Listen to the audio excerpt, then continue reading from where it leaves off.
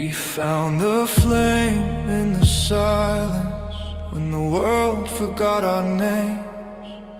Whispers turned to promise. In the dark we stayed the same. Ashes carried stories, fallen stars and sleepless nights. Every scar became our glory, every shadow fed the light. We are the ones who guard the fire, through the smoke and through the fight,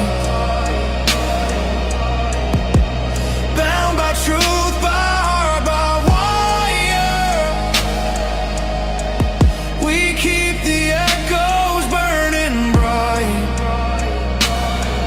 No crown, no fame, no higher name, just sparks that cut the endless night. We are the guardians of firelight. Broken glass and faded letters. Truth is heavy but it sings.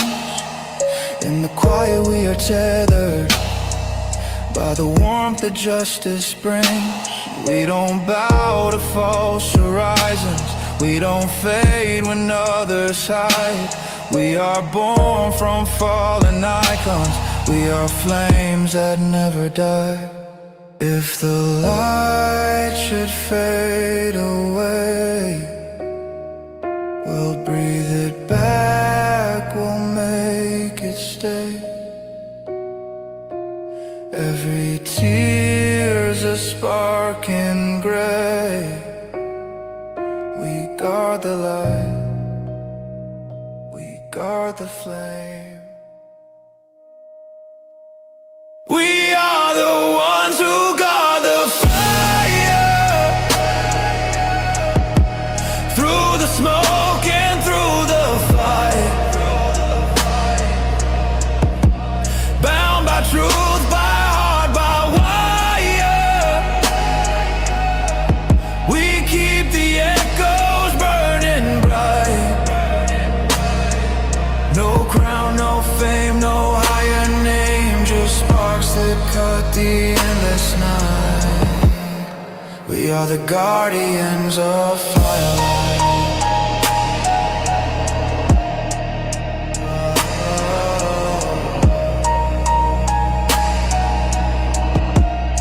We are the guardians of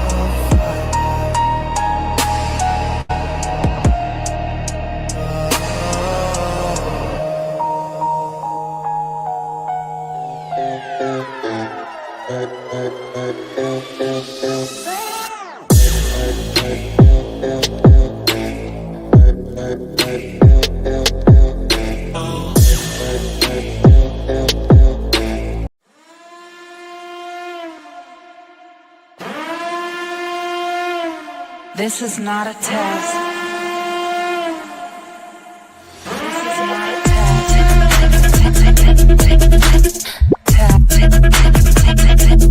This is not a test. I don't know if you can hear me. This is not a test.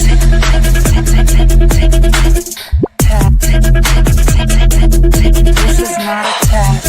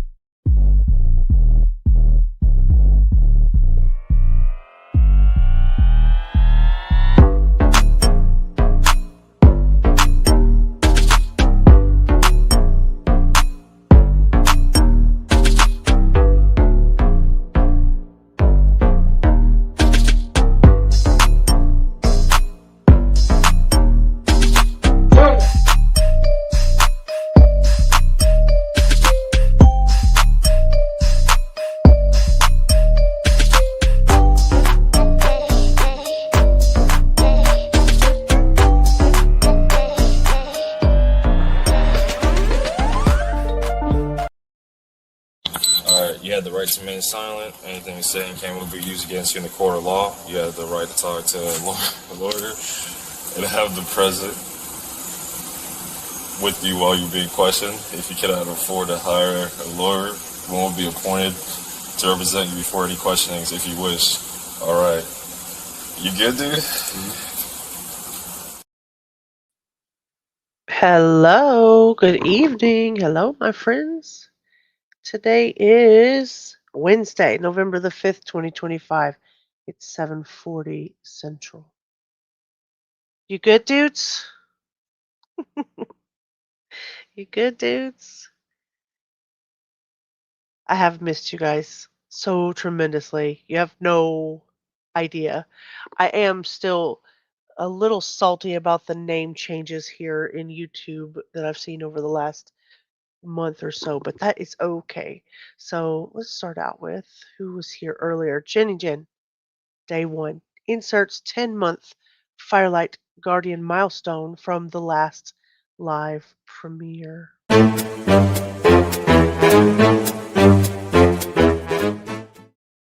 Thank you, Jenny, for being here always. Always. From the day one. Oh, we missed Danielle. She was here earlier. Hi, Danielle. She says Diane is still lying. Maybe some honesty would get her parole. Say it again. Say it again. Joy says, long time no see. It's been so long, Joy. It's been so long. Mustang, it's so nice to see you in the chat. I'm so glad you're here. Rubber Amata, hi, welcome in. Thank you for being here, sweet pea. Orange Rose, always a pleasure. Hannah Banana, how are you? I hope you're feeling better. Orange Rose, thank you very much for the 5 months. She says, good evening, everyone. Peace and gentle blessings. Thank you so much for that. Southern Cats, hello. So good to see you. Oh, you don't have any dolls to throw? It looks like the girls got you, didn't they? Scroll down here.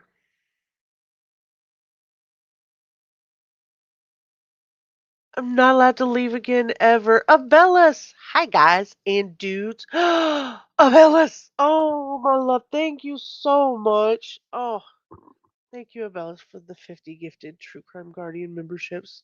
Girl, thank you. My goodness. I'm going to do the other one even though it's past Halloween because I just love it so much. I will do both of them. Here you go, Abellis.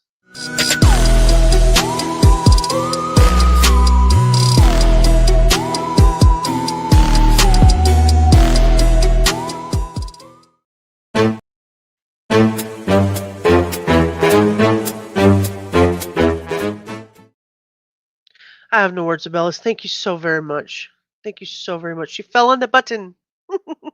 I will not scold her. I have missed her so much. Woot woot. Abellis is the absolute best. I really appreciate that. I know you literally made everyone green. You slept lots today? Well, the thing is, hi. So good to see you, Eddie. Hope things are going better for you. I know you were in a cast for a minute after your accident. I hope you're doing well. I know, Abellis. Trying to make me cry. She's always doing that. And it is always Halloween. And did you see this? I didn't get to come live on Dia de los Muertos, so I definitely left my skulls up for this. This is going to be a whole series. This is going to take forever. I'm so excited about it. When is Tom coming back? Sherry Berry, it's so nice to see you. So nice to see you and your picture up there. And you've given yours away. I guess I probably should look in here and see if I have any membership gifts. There's so many. I don't even know that I could go back up. So many green names now. That's wonderful. I don't know how to thank you, Bellis. Thank you so much. 16 stitches and a metal plate put in your arm. Oh my gosh, Eddie. Oh my gosh. I can't even fathom. I did see the picture in your Discord of the accident. It looked scary. It looks very scary to me. Tom is fishing. Like real life fishing? Or fishing for compliments? Tom really doesn't fish for compliments. Let's see if I can find the button here. Membership gifting. Oh, there we go. There we go. Okay, let's see. Let's do these here. I did 5 True Crime Guardians gift memberships. He's yellowfin tuna fishing. That's amazing. I am quite jealous. I don't even know if I could get out on the boat without getting sick, so I'm probably lying. I'm not that jealous. I'm scared. Why does it do that? Sometimes it shows and sometimes it doesn't. That's rude. That's rude, YouTube. Fishing for big fish. Big fish. Free, Hannah! Are you locked up, Hannah? Abellis broke the YouTubes. It didn't show on your end earlier. It just doesn't appreciate when YouTube gifts them. It doesn't like its own plan. No, you hush over here, phone. Let me put this on do not disturb. Okay. So I am just hi Cara. It's so good to see you. Hi, sweet pea. It's so nice that you're here. So did you guys hear that very first song? The very first song that we played? I am so down for that song. And it's actually called The Guardians of Firelight. It is just so good.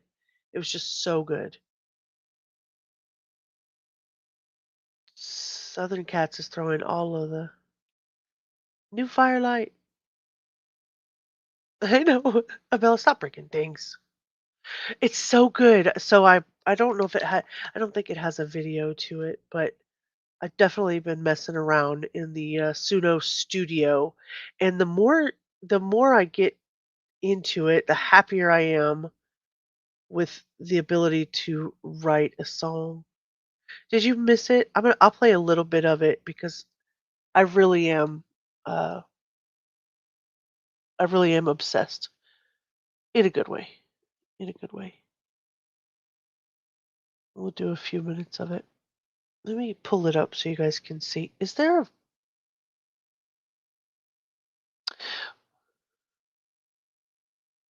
There's gotta be a way.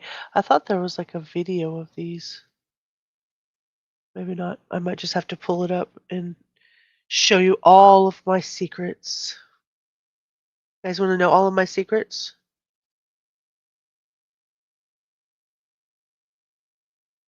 I don't have as many as you think. Okay, we'll listen to a few minutes of it. Let me know if you can hear this, okay? Just put like a 1 in the chat if you can hear it once I play it.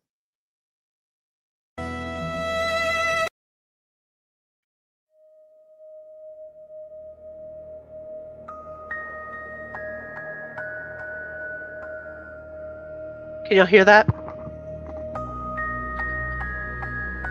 Yes? Okay, good.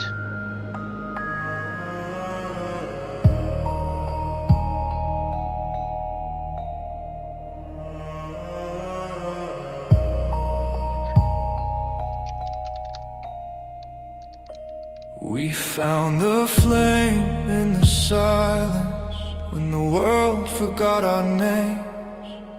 Whispers turned to promise. In the dark we stayed the same.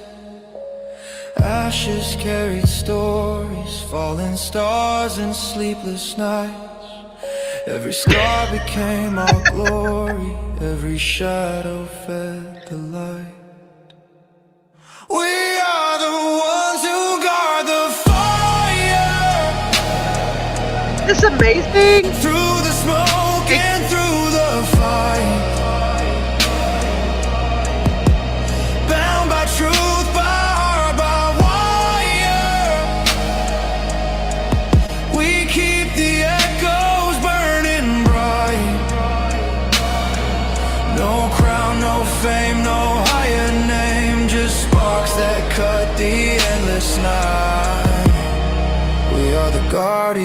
hands of firelight.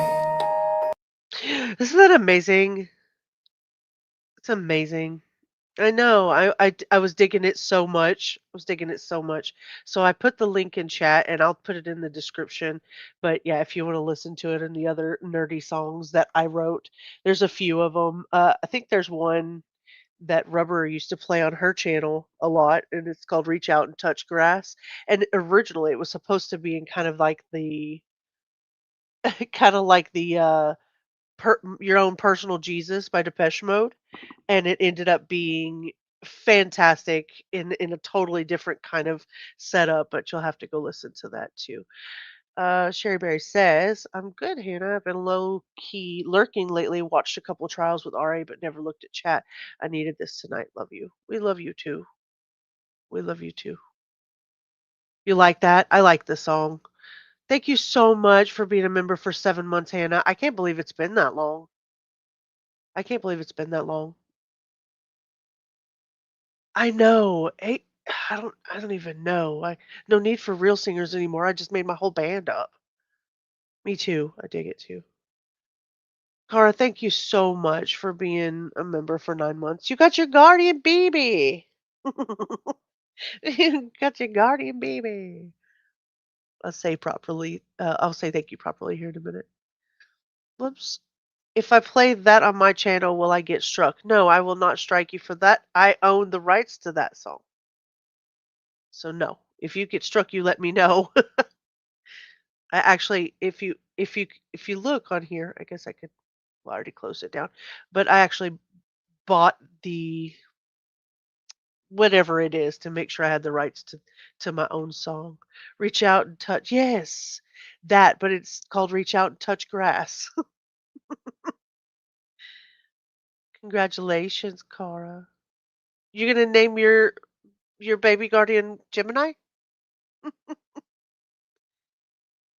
You were the very first member, Abellis. You were the very first member.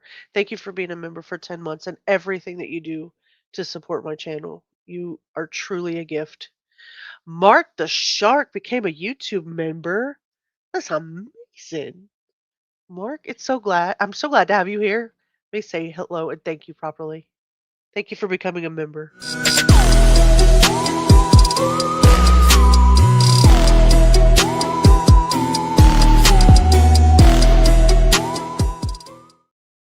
Thank you so much. Mark, cool. Hey, mods, if you could do me a favor, would you mind dropping Mark's link in the chat? Mark is doing excellent things out in the community. He just most recently attended the Jake Harrow um, sentencing this last week, and he's doing great coverage out there. He's also done a lot of great coverage in the case for Celeste Rivas Hernandez. And if you could just drop his link in the chat, if you have not, have not checked him out, please do so. Southern Cats, thank you so much for being a member for 5 months. She's gonna be 6 foot like me and play goalkeeper. Now that's not a tiny wizard. That's a big wizard. Native Girl, thank you so much for visiting the channel. It's so nice to see you. Mark, hey there. I gotta scroll down or we'll never get to anything, huh? Anyway, this is gonna be a series of like it's perplexing. This entire case is perplexing to me because I know it's been an ongoing thing for like 40 years. For like 40 years. So I just want to be candid. I want to be cool. I want to hang out with you guys. I want to talk to you guys and just kind of go through this case. It doesn't have to be a structure, of don't tell me your thoughts or, thank you, Mark. Thank you, Hio, for your support, like-minded creators like yourself. You're a like-minded creator. You're a like-minded creator. I like that. You're always very laid back. Let's put it that way. Laid back. Lean back. Mark the Shark. It's great to see you too, Native Girl. You remember it? Yeah, it's 40 years in the making, so she's still not going to get out. She's just not. She's just not. Real life's been kicking your ass, Cara. I skipped your milestone today? No. Let me go back and see. Let me go back and see. Rubber Ramada. Geez, I did not realize this long. Well, we had a baby plus a month. Rubber Ramada. Thank you so much for not calling me out publicly for my for my rudeness. Yeah, times have been tough. Rubber. Silly old rubber. Okay, let me say thank you properly, and then let's get into talking about Diane Downs.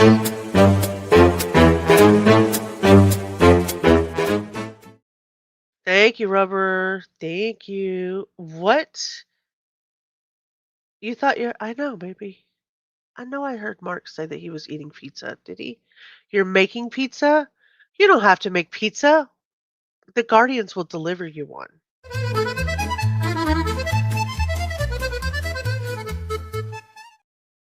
It'll be there shortly.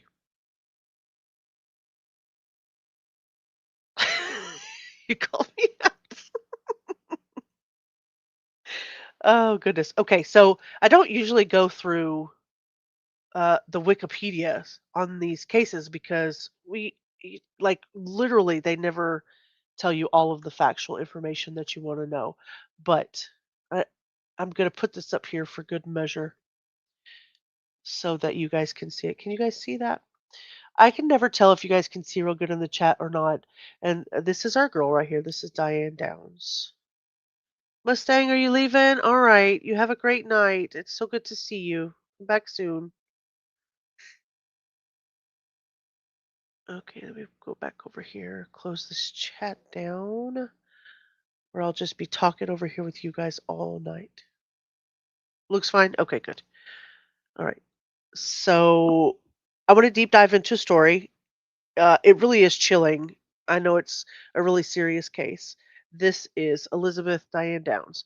The case does stretch back 40 years, and I want to walk through the full road. I want to go down through her early life, through the night of the crime, the trial, the conviction, her prison years, her parole hearings. And then the name of the series is Rehabilitation versus Retribution, which is kind of where we're at with the latest parole hearing. Is this still, are we still in the rehabilitation or retribution stages as of late? Um, and do we think somebody like her will ever truly change? Well, if you don't know the case, you're going to learn it here. And if you do know the case, then I'll be uh, really happy to have all of your input on that. It was great. Delivery pizza. You didn't want to air it all out? Oh, you don't want to air it all out. Your business? Is that what you're saying? You can if you want to, but you don't have to, Joy. You can if you want to, though.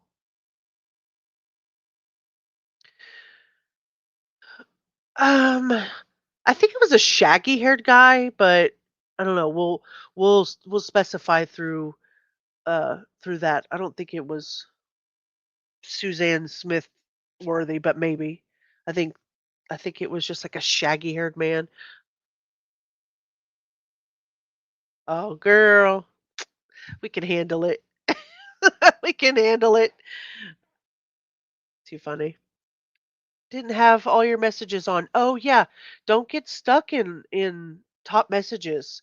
Drop down the top chat and hit all messages, or you'll miss all of the cool things that Abella says. And Joy's talking about some drama stuff. So I'm here for it, girl. Let's do this. Let's do it. Let's talk about it.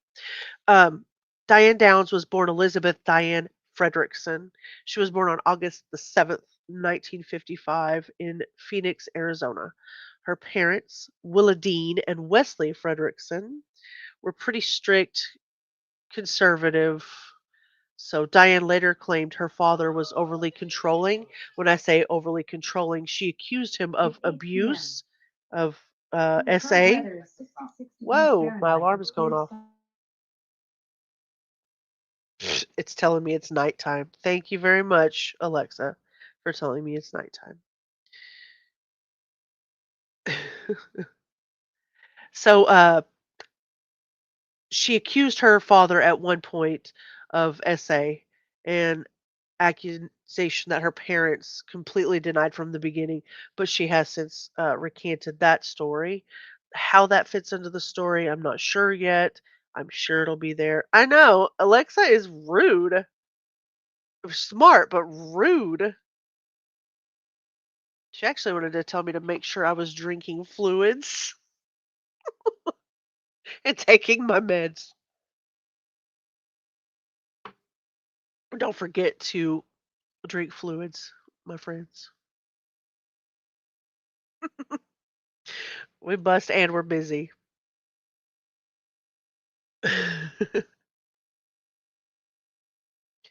Is she's new. She's like in a round ball sitting on my husband's desk. I don't however new that is. Nightbot, thank you so much. If you wouldn't mind, smash that like button and subscribe if you haven't. And that is the best way to support the channel, and I appreciate all of you. I know we'll probably I haven't been live in a while, so we'll probably fluctuate on numbers in and out. I'm less worried about that and more worried about just making sure that I do this case justice and make sure that I spend some time with you guys because I have no idea how to explain how much I have missed my channel. And I just what happened?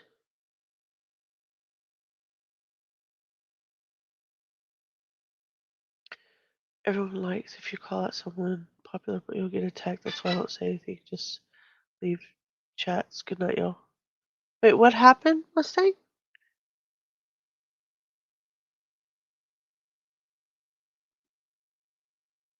Hmm.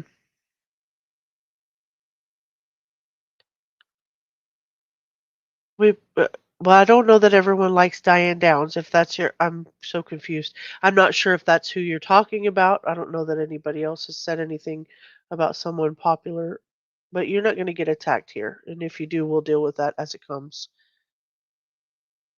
I'm not sure what we're talking about. Hmm. I'm confused as well. I'm sorry, Mustang. If there's something that we can do or we want to talk it out, let's talk it out. I'm not sure what's going on, but just let us know. Abellis, it was very cool of you to give 50 memberships. Abellis is absolutely amazing. Absolutely amazing. Yeah, well, we'll keep it moving. Maybe he'll let us know what's going on. Yeah, I mean, you're not going to get banned here. Look, this is the truth. Here, you're not going to get banned for having an opinion. You're not going to get banned for talking about other creators. I'm not offended. You're not going to get banned by promoting your link as long as it has something to do with true crime and what we're doing here. I mean, I don't mind dropping creators links, especially like Mark said, people that are like-minded and that have, I'm not offended. I'm not scared. It's a channel. We're gonna I don't know. You blocked Hannah by accident? I've done that. I've done that. I think we blocked Sabellas once by accident. No worries, Joy. I don't think you said anything about anything. I think you're good. People don't always like certain things and other things they do like, and that's fine. You can't please everybody all the time. Flojo, it is so nice to see you over here. Your picture always reminds me of a DMV shot for your driver's license. You know that? It's great. All the time. Yeah, all the time. Okay. Um, she graduated from Moon Valley High School. Originally, she was married to Steve Downs. We're going to go through a lot of this. A lot of it'll be more visual. I just kind of want to give an overview of what I know so far and where we're going to go from there. But she graduated from Moon Valley High School and she married Steve Downs in 1973. The marriage reportedly, allegedly, wasn't for love. She later admitted that she married um, Steve to escape her home life. I'm sure we all have heard of that type of situation before in the past. Between 1974 and 1982, she had children Christy Ann, Cheryl Lynn, Stephen Daniel. She acted as a surrogate for a fourth child, and her early adult years included a lot of infidelities, marital breakdowns, and conflicting motives. Mustang, spit it out, babe. Spit it out. You're okay. Tell us what you got. It's okay. You're allowed to have. You don't have to shut the fuck up. You really don't. Spit it out. It's okay. You're perfectly fine. Spit it out. Flojo, Flojo, Flojo. Yeah. Oh, you were around when this happened. It's crazy. Yeah. Stay and play. What is I don't have the twinkle twinkle guy, but yeah. Don't hide in the bush. Just come out. You're good. You're perfectly good. Stay and hang out.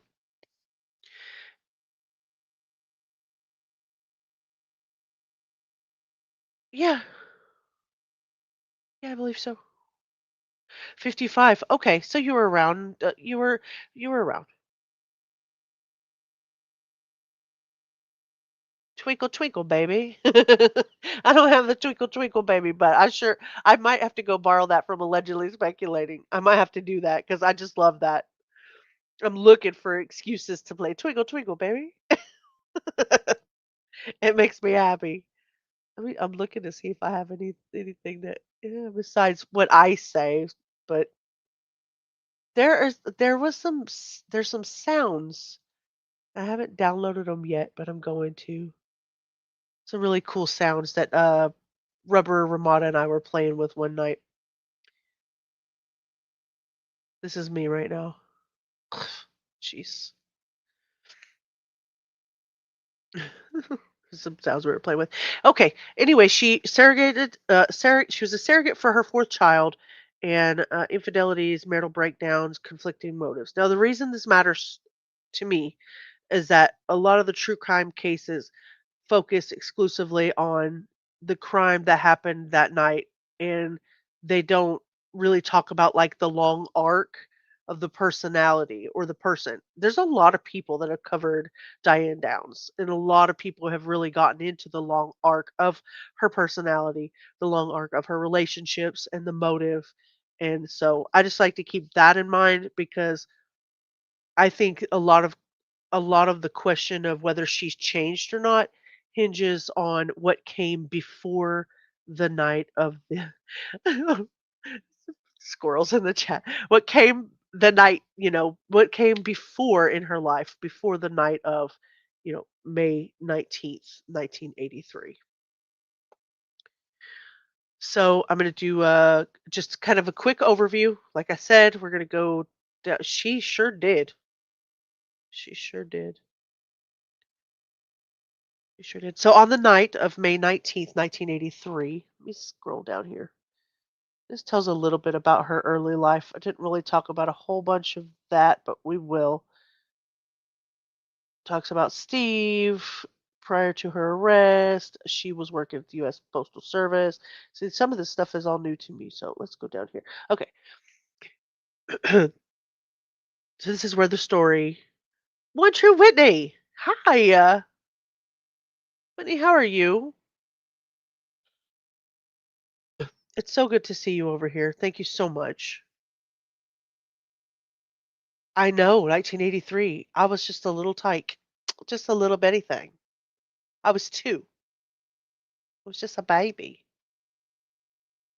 Well, I was walking at least, but I sure don't remember this. So this is why it's so cool to me that when I have the people that are in chat that were around during all of this, or were even, that know a whole lot more than I know about it. Thank you, Whitney. The Shark family is very supportive. I appreciate you. He was 2 and 83. See, we're just babies. We were just babies. We old now, but we was babies. So you already 13. You were already 13. Me and my mama talk about once in a while we talk about how she was alive during the Jeffrey Dahmer era, and it's just so weird to me. You were -8. It's just so weird to me. Like there were people at -3. Twizzlers and Pepsi. Sounds good. You were still swimming in '83. 2 more years till you were born. Yeah, so some of us weren't quite around, or we were still walking in diapers or still hanging off of mama's hip.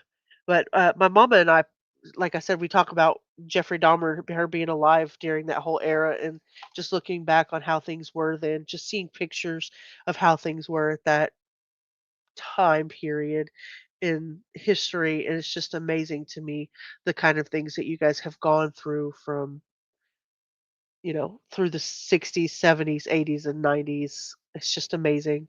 It's just amazing the progress. Oh, Flojo, thank you so much for becoming a new member. I really, really appreciate the support on the channel.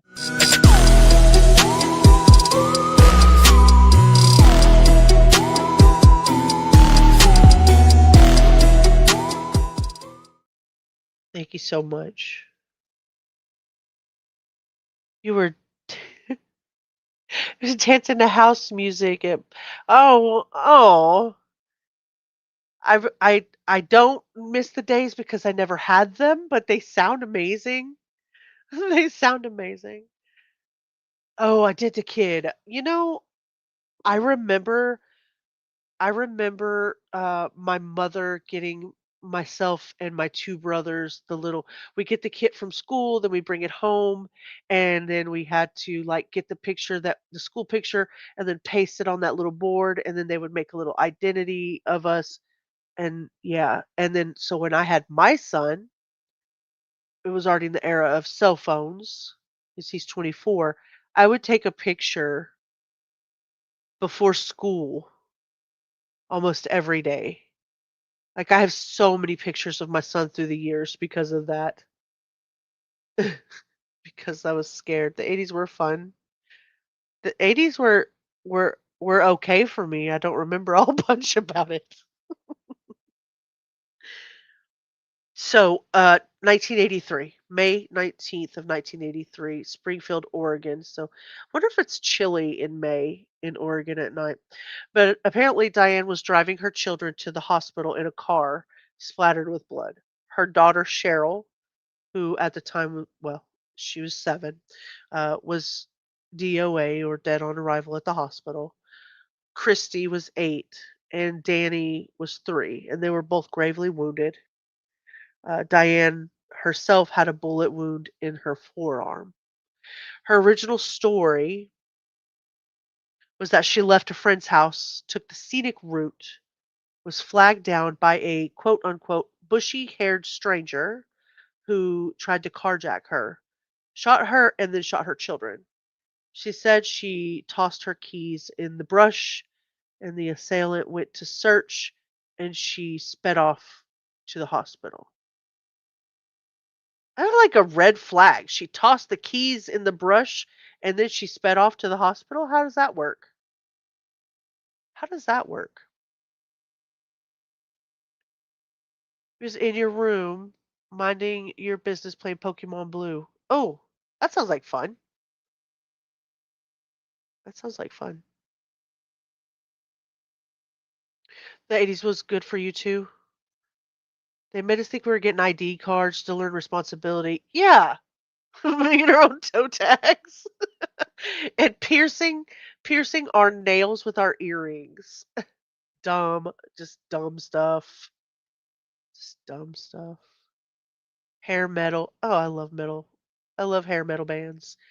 Hey, it's so good to see you. Nothing to catch up on, really. We haven't even really got started. I'm just chatting with you guys. I'm 40 minutes in and just chatting because I have missed you guys so much.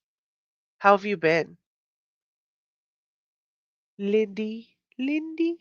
I don't sing anymore because one time I was over in another chat and I actually sang somebody's name because it was a song and it was representative of the era and it was pretty cool. And then they were like, "Do you know what that song means?" And I was like, "No, I didn't. I'm sorry. I'll never do it again." So I try not to sing anybody's name. May 19th, 1983, the Springfield, Oregon area. The weather was likely cool with potential for rain, typical for the Willamette Valley region in May. Thank you, Encyclopedia Ramada. Just so cute. Thank you so much. So good to see you. Yeah, Linda, you don't have to go back. Bushy hair code word for yeah. Is that it? Is that true? Well, I didn't know. I mean, if that's true, it's true. It is what it is. I'm lost. Had to give the fur babies ice water. Oh, I thought I was the only one who did that. I thought I was the only one who did that. You remember that? Oh yeah, singing someone's name in a song is a no-no. Apparently, it was awful. I won't do it no more. I do tend to sing, and then I was just anyway. You know the rest. Encyclopedia Ramada. Did you guys see Rubber Ramada go up on a panel on Halloween? Oh, she did so good. It was so cute. She had her little. If you haven't been there, you should go check out Duchess Halloween Live. It was great. So anyway, I don't know how she threw her keys into the bushes and then drove away, but apparently that's what she did. Investigators noticed that there were a lot of inconsistencies. There was no gunpowder residue on the driver's door. There was no expected blood spatter, giving her account of the events. And she owned her own 22 caliber handgun and had previously bought one in Arizona. So 9 months into the investigation, in February of that next year, they arrested her. They arrested her.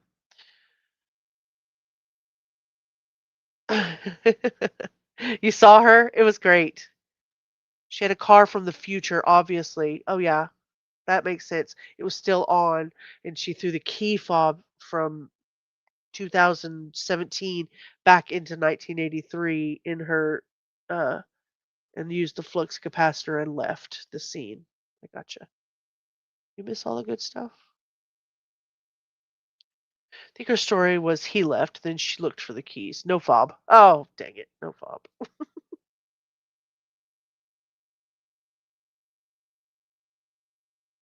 22.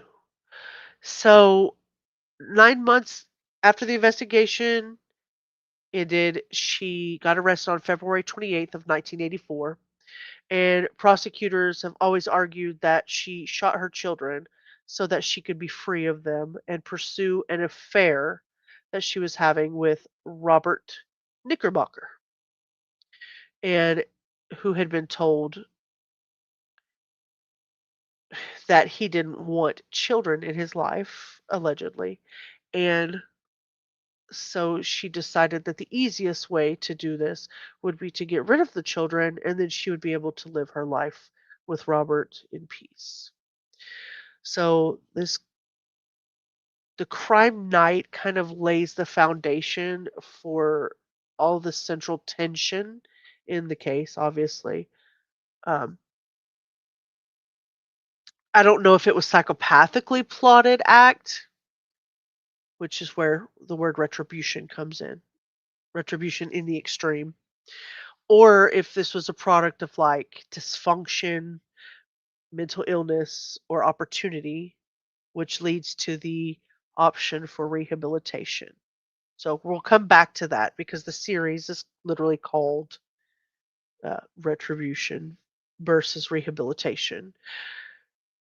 So, in my thought process, since I don't know everything about the case and I'm going to be going through it with you guys, and there's so much information out there, and we'll probably hit on a lot of things that you guys have seen and some of the things that you haven't. If it's not psychopathically plotted out, then does she deserve a chance to get out on parole? To be rehabilitated? Does she have the potential to be rehabilitated if it was dysfunction or mental illness or opportunity? Or is she a psychopath? She plotted it out and she deserves to stay in prison for the rest of her life as the balance? Your little truck is from 1989. You bought it new, no key, no go, and no fob. No fob. Oh, I don't know what was wrong with her. We're gonna find out together, though. I'm sure that there are theories. We've got her book I want to go through. There's so much. There's so much. Plot and premeditated. You agree it's premeditated? Oh, no, in my opinion. You're okay. Keep her in. Yeah. All skillers need to be in prison, in my opinion. Skillers. I like the way you did that. You think it was premeditated too? Okay. A lot of people don't trust anything she says. Nightbot, thank you very much. Very much. So the trial took place in 1984. Oh, we'll go down here a little bit. I'm not using this, but you can read through this on the Wikipedia. Like I said, I try not to use this as much. Let's see, go down here. There we go. All right. The trial took place in 1984. So if she was arrested in February, she was convicted in June of that same year, June 17th of that same year, of the murder of Cheryl and attempted murder and assault of the other two.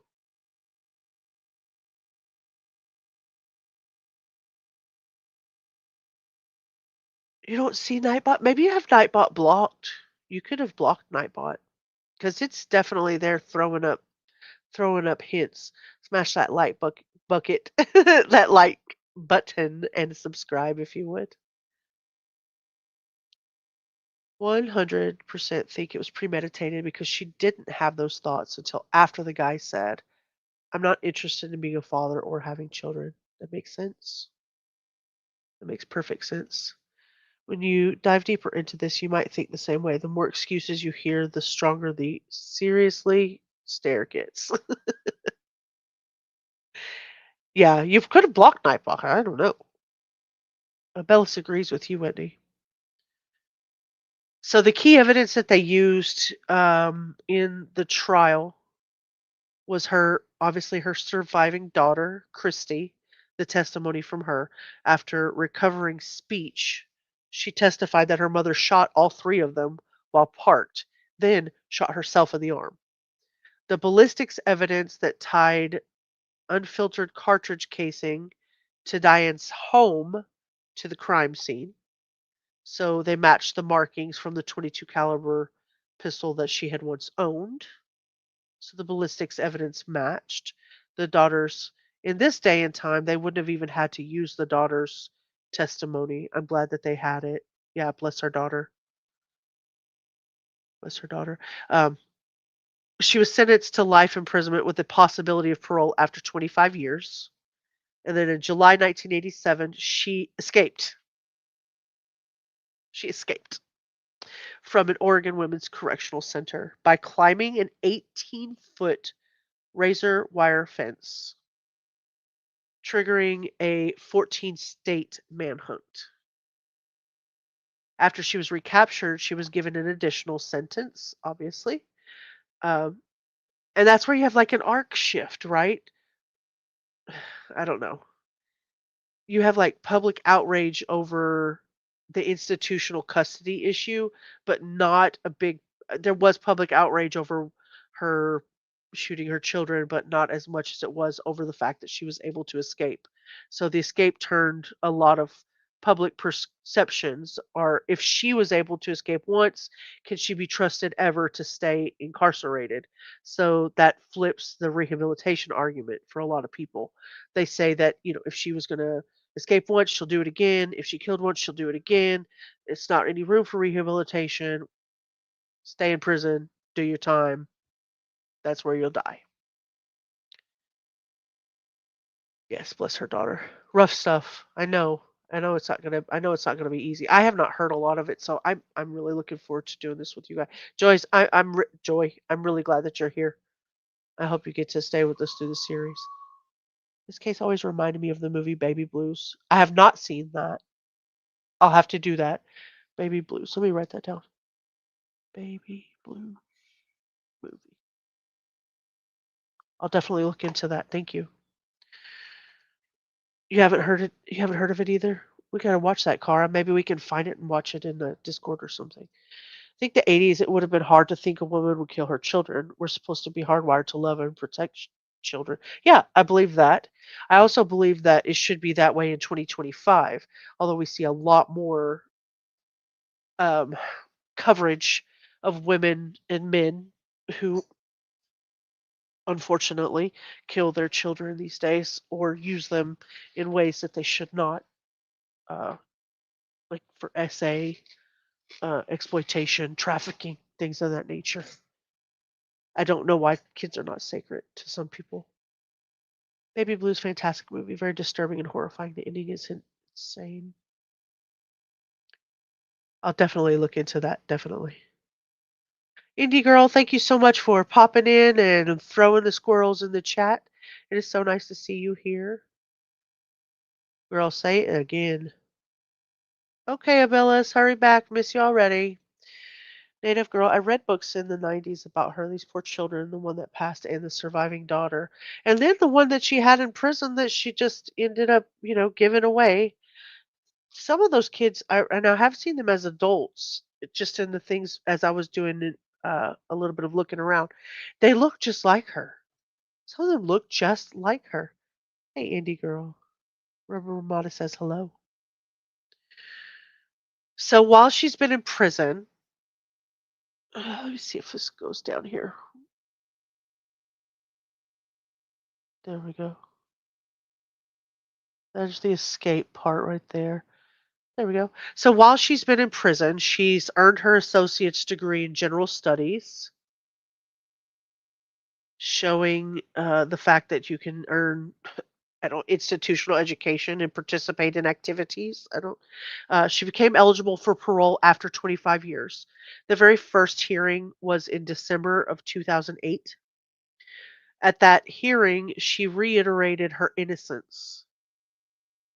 In quotes, I have never changed my story.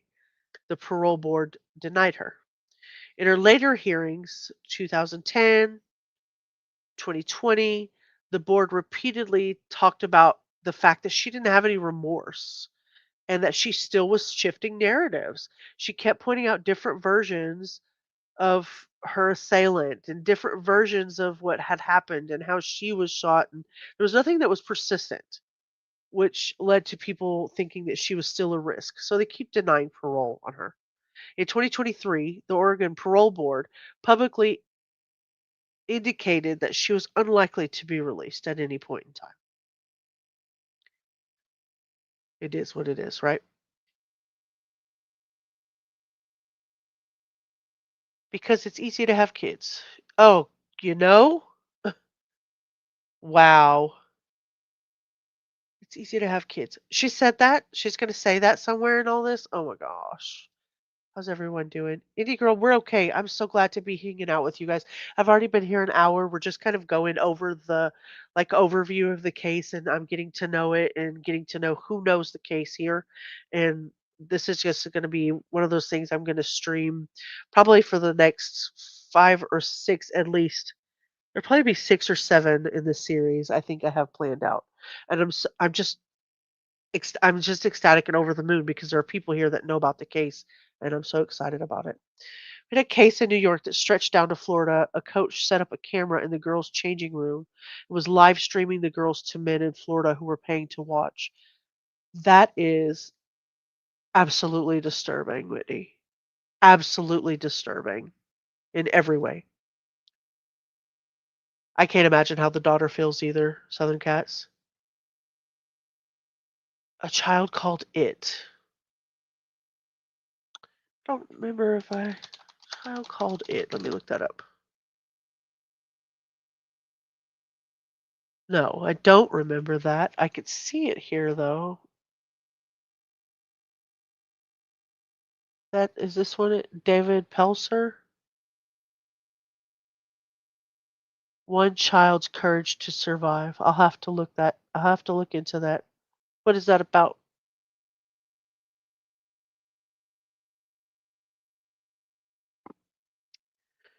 You read that, Whitney? Not for school though. You read A Child Called It? You remember this case, Indy? Good. I'm gonna need you guys. I think at this point she has to believe her story is true. Otherwise, she would have to face the fact she killed her children. She needs to face the fact, though. I mean, if you believe in any type of higher power, no matter whether it's what everybody calls God or you believe in the earth and the moon and the stars, and eventually you're going to die. You're going to die, and you're going to die with that without the words ever coming out of your mouth. And not only does it affect you, and maybe where you go in the future after you die, if you go anywhere. I don't know if we do. Maybe she believes it. I don't know what she believes. But if you do, then you're going to have to repent and admit it. And if you don't, the least you could do is admit it for your children and all of the people, all of the hell you put everybody through. At least that. You read that book in college? Listening, you're with me. I have a couple of things to do real quick. Abelis, you do what you got to do. We're here. I'll be yakking away no matter what. So we're here. She lacked any maternal instinct. Very sad. Well, yeah, if she's just okay with just walking over there and shoot one of them. Horrific child abuse. Oh, is that's what that's about? Mom targeted one child to abuse. Required reading in eighth grade for something like that? Wow. Oh, wow. I'll definitely have to look into that. Hi, fellas. Child is abused by his mother while she loved her other two children. It's sad because it's true, and the author, who is the child, is alive today and gives talks and advocates for children. If that's the if that's what good came out of it, bless him. Bless him. You can't you can't change your past. You can't decide who your you don't get to choose who your parents were. You don't get to choose how you were treated by them growing up, but you can make a difference as an adult. You can make choices. You can make choices. Okay. Anyway, they said she was unlikely to be released anytime soon. So we're going to go back and forth on rehabilitation versus retribution. Let me explain it in layman's terms for myself so that I can get this through my head. The rehabilitation part is she ever able to get out of prison because she's changed, she's remorseful, she's been cured of any mental illness, of anything that was happening, versus retribution. She did the crime, you do the time, you stay there until it's over with. Obviously, you're not going to get out. The parole board's not going to let you out, and it's just never going to work. She served decades, so she has educational progress, but the original crime and her behavior have caused the justice system to lean really heavily towards continued denial or retribution rather than rehabilitation or release because they don't believe she could change.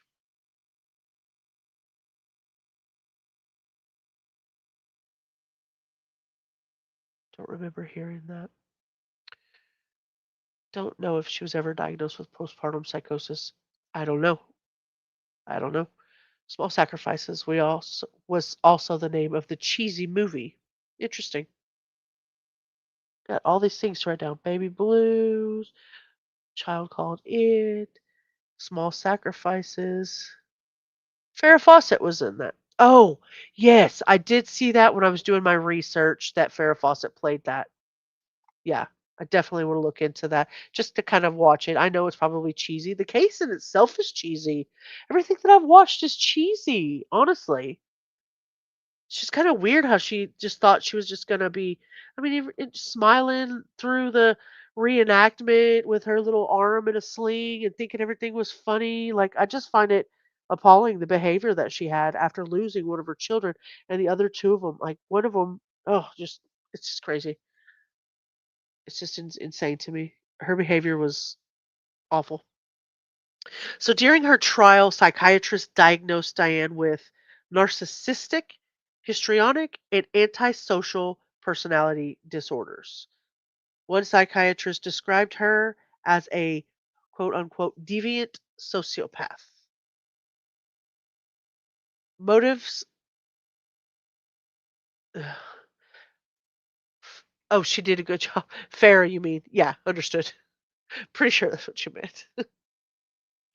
So, motive theories center, of course, around the affair and resenting her children because she considered them obstacles at that point, and the belief that she could achieve freedom by removing them. It's crazy. And then you had the gender dimension in this era of 1983. A mother killing her children defies any social tropes whatsoever. It defies maternal instinct is what was expected in 1983, right? I mean, it should be expected in 2025, but it was the opposite that occurred, and that increases the demand for retribution. And she stays there because you don't want this to be seen as a societal norm because you see this as a societal betrayal as a mother, if that makes sense. A mother doesn't kill her children. That defies anything that you would go through. Anything that we could think of. Why would a mother do that? But on the flip side, could therapy or education or decades in prison change her personality traits enough to call her rehabilitated? So far the board says no. So far the board says no, absolutely not. You spilled something? You spilled your 7 Up. Aw. Those are some diagnoses. Yeah. Stay away from that person. Abellis, do not go. Do not pass go. Do not collect $200. Narcissistic, histrionic, and antisocial personality disorders, and a deviant sociopath. Deviant sociopath. I don't know that therapy, even reflecting on this, because we have her book, and it's a doozy. Reflecting on what she did, educating herself on the reasons she shouldn't have done what she did, and decades in prison, she still isn't admitting what she did. She still doesn't admit it. Yeah, I don't know. I don't think that she could. I think that's the reason they haven't let her out. Not not rehabilitatable. Precious soda. And it's light soda too. At least you didn't spill like dark Dr. Pepper. Should be hands down that the safest person a child can be with is their mother when there's no longer a guarantee. Society is flipped on its head. Absolutely. Absolutely. So, small sacrifices. That was Anne Rule's book in 1987, and then the 1989 TV movie adaptation, which is the movie that you guys were just talking about. There it is, Small Sacrifices right here with Farrah Fawcett. What possessed a mother to shoot her helpless children is the bottom of that right there. Oh, business. Stay away from that lady. That lady is insane. Insane to the yeah, insane to the max. She did some weird stuff. Her stuff was like all sexual based, right? All sexually motivated. Well, drug motivated, but sexually, you know, yeah, heads in a bucket and whatnots. She worked with Ted Bundy as a volunteer. I'll use this example. What True Whitney says, she's like somebody who has the flu and is walking around without a mask, coughing on everybody. She refuses to believe she has the flu, so now we are all at risk. Oh, that's very good. I like that. Dahmer motivated. Yeah. Don't get your face eaten off by somebody like Taylor Shabistus. No. So, from a cultural standpoint, the visuals of mothers who kill children trigger a lot of intense public reactions, right? Which, like you guys have said, makes rehabilitation absolutely tougher to sell. Absolutely tougher to sell. The case is referenced in a lot of documentaries, a lot of true crime podcasts, a lot of articles, and they've kept this whole case alive through 40 years. Like, just it's insane to me. It's insane to me. So let's close this out and go over the first thing on my list here.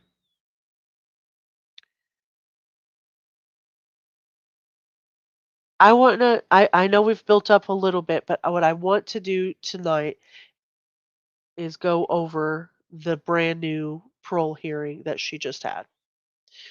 And I want to take, and I'm going to take notes. You don't have to take notes, but I'm going to take notes. And I want to hear what she has to say about how things are today versus the things that she said throughout the last parole hearings, through her book, through her letters, through her privately recorded interviews with the man that she got rid of her children for, and a whole bunch of things like that. So I'm going to take up uh, a piece of paper here and I'm going to write all of these things down so I can tell what the difference is between what she's saying now and the things that she used to say. The antisocial personality disorder alone would make it extremely, extremely difficult for her to be rehabilitated. You think so? Even through years and years of reflection and education and therapy, Cara? She listens to Hungry Like a Wolf while driving as slowly as she could to the hospital after she shot her kids. Wow. That's pathetic. I haven't watched it yet either. You remember some of the story? Feel free to jump in at any time. Most everybody saw right through her, like almost driving so slow she was almost driving backwards. Yeah, it's sad. It's sad. How long did it take her? Do we know how long did it take her average to get from point A to point B on the from where it happened to where she had to get up to the hospital? Let me open up this playlist so I can pull this up. I think that part of someone who can do that is broken. No rehab can fully mend that. I tend to agree. I do tend to agree.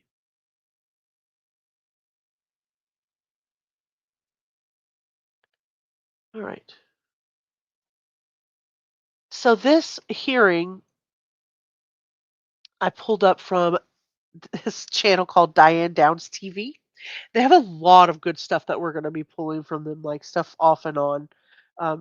They, he, not sure who, recorded the entire Oregon Board of Parole hearing and post prison supervision hearing on Wednesday.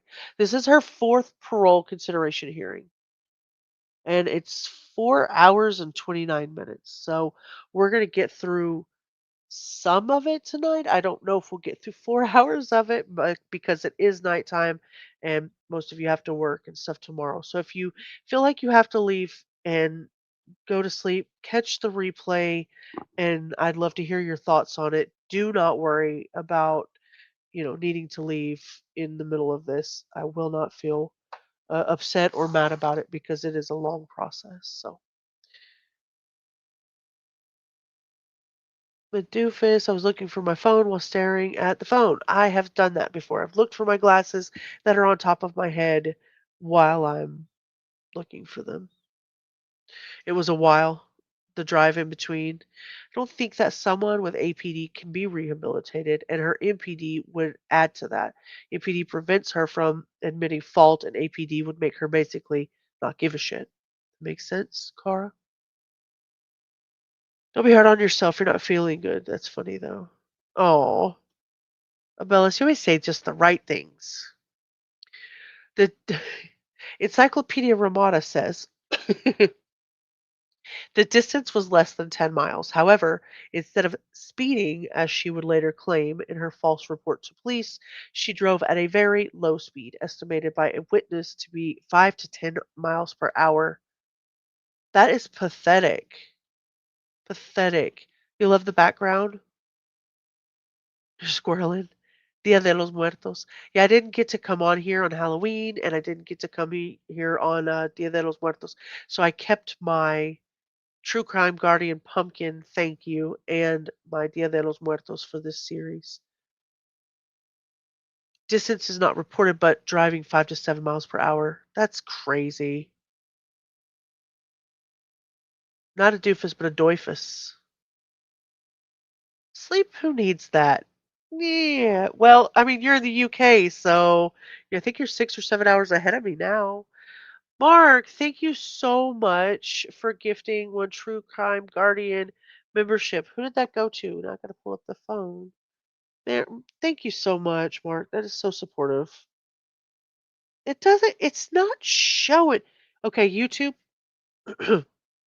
Mayday, Mayday. YouTube, we're having an issue.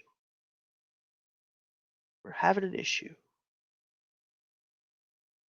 Mark, thank you so much. You're so supportive. I really appreciate that. Thank you for the $5 super sticker. Like, sub, share. Hearts. Like, sub, and share your hearts. Let me say thank you properly. Thank you, Mark.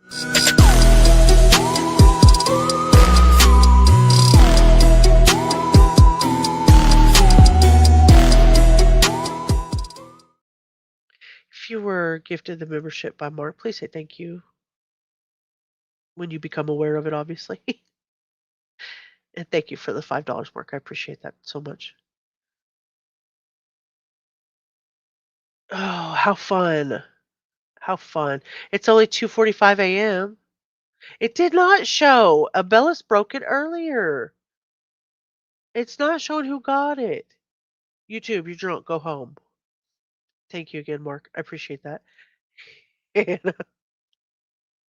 8:46 p.m. You're dying because it's really 9:46. Yeah, it's 8:46 here too. I'm Central Time, North Texas area.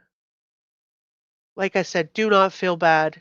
We're an hour and 14 minutes in, and we haven't even started the parole hearing yet. So, like I said, it's going to be a long series. I'm super excited about going through that with you. The next thing I want to do after this, I'm going to go through the whole testimony they did last week with Abby's Warner. And that was a teacher that was shot by her 6-year-old first grade student. I want to go through that whole case too because she just sued them for $40 million. So it's crazy. Crazy. Your YouTube reset on you? What does that mean? What does that mean? Reset. You broke it. It was an hour closer to me for a few days. Oh, yeah. It screws everybody up. Used to get dark around 8. Yeah. Oh, I did that. Left my mom's house and it was 5:30 and the sun was going down. I was just like, "Huh? What's wrong? Texas, you're drunk."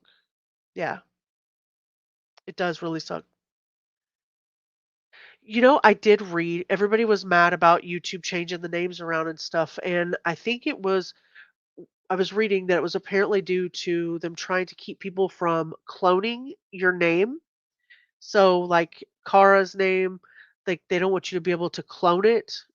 So, I don't know. Brought me to the homepage, didn't hit F5 or anything.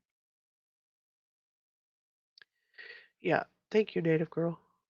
Yeah, I know they were messing around with the names and they were messing around with a couple of the creator things. If the aliens come down, I'm ready to get off the Skittle planet. Sorry, is around the corner. Watch, you'll see. I haven't even had winter yet. Did Native Girl get a gifted membership? Yay! That's wonderful. It doesn't tell me who all's green on here. Actually, I see Mark's green. I do see Native Girl's green. Yeah, I do see that. I don't believe YouTube. They don't do anything for our benefit. All right, let's go over here. At least get it started a little bit here. Share the screen. Full hearing. Expand that here.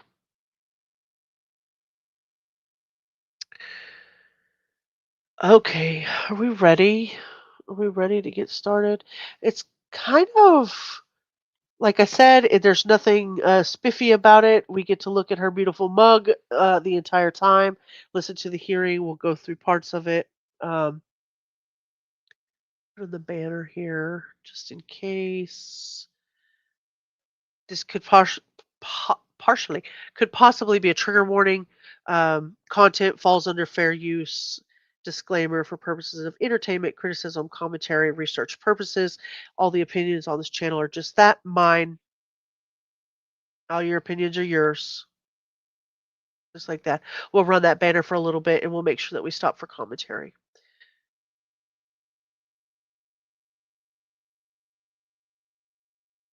You know, I have nightmares about the face. I'm sorry. I could put up something in front of. I could put up the wizard in front of it, maybe. The memberships, and they're not showing it all. I know. Damn it, YouTube. Rude. Rude. Yeah, I don't know. I don't know why it's doing that. It did it. It did it a while back on this channel. I'm gonna have to reach out and just ask. Thank you very much. Trigger warning. Trigger warning is that face. Andy girl. Yeah, y'all are making me laugh. Gonna put you in my ear and do a few things. Okay, girl. Get them dishes washed. Make sure mama's safe. Be safe, rubber. All right, here we go, guys. I'm gonna mute.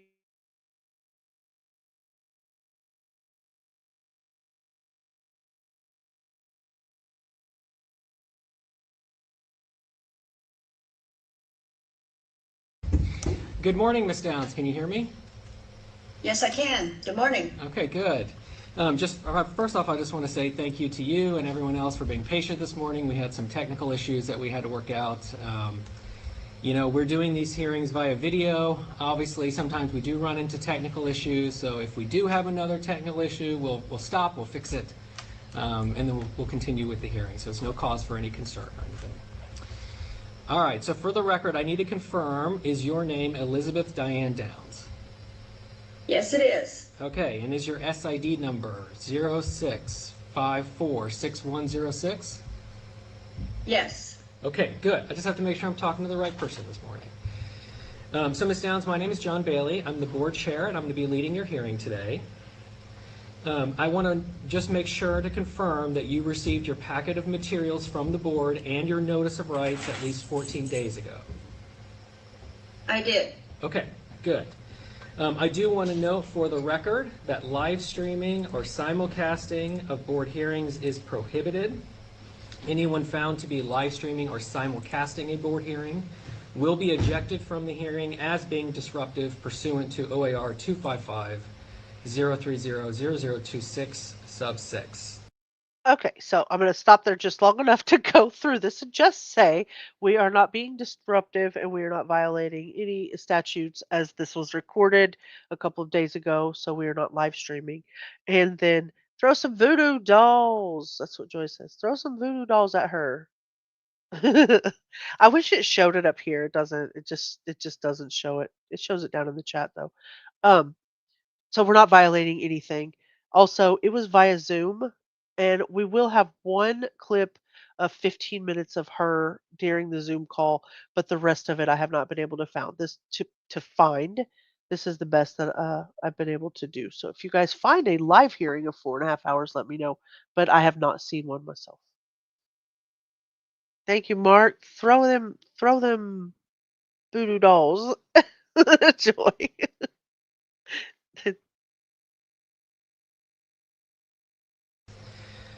I also want to acknowledge that we do have members from the media present today at today's hearing. Ms. Mayhew, I see you on the screen. I understand that you're representing Ms. Downs here this morning. Is that still correct? Yes, Mr. Bailey. Okay, thank you. So Ms. Mayhew, I have reviewed an objection and a request to set over that was provided to me, sent by you prior to the hearing. The board has reviewed your request for a set over. We are denying that request. And I want to note that the media is present today consistent with Oregon law and the board's hearing procedures. Under Oregon law, the board does not have the legal authority to prohibit recording of the hearing by the media, only live streaming and simulcasting.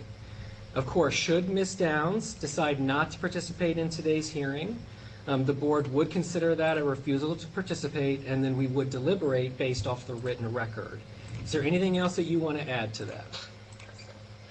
No, so I'm just understanding that you have no way, I'm just trying to understand the distinction between a news media company and somebody podcasting in terms of impact. This footage that they take, they can use, manipulate, edit, and disseminate in any way they can, including on the internet. Welcome to freedom of speech in the United States of America. And I do think it is a violation of petitioners' it is prejudicial to her. And I do not believe, I want to object and put that on the record because I don't see the distinction. I understand that the law doesn't make that distinction as you've laid it out, but it's exceptionally prejudicial to her and for her other proceedings that are ongoing. All right, well, thank you, Ms. Mayhew. Again, your objection is noted for the record.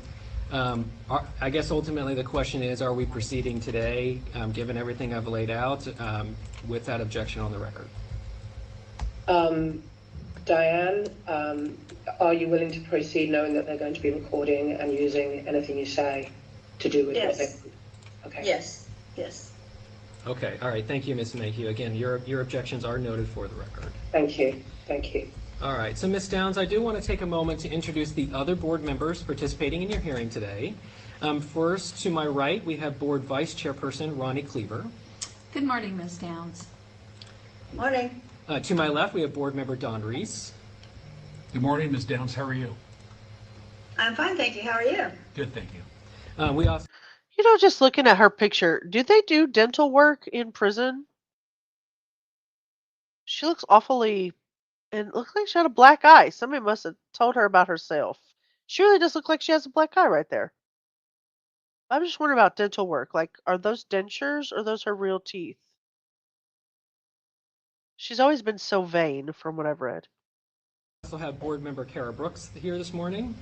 Good morning. Good morning. And we have Board Member Kelly Kuklinski. Good morning. Good morning.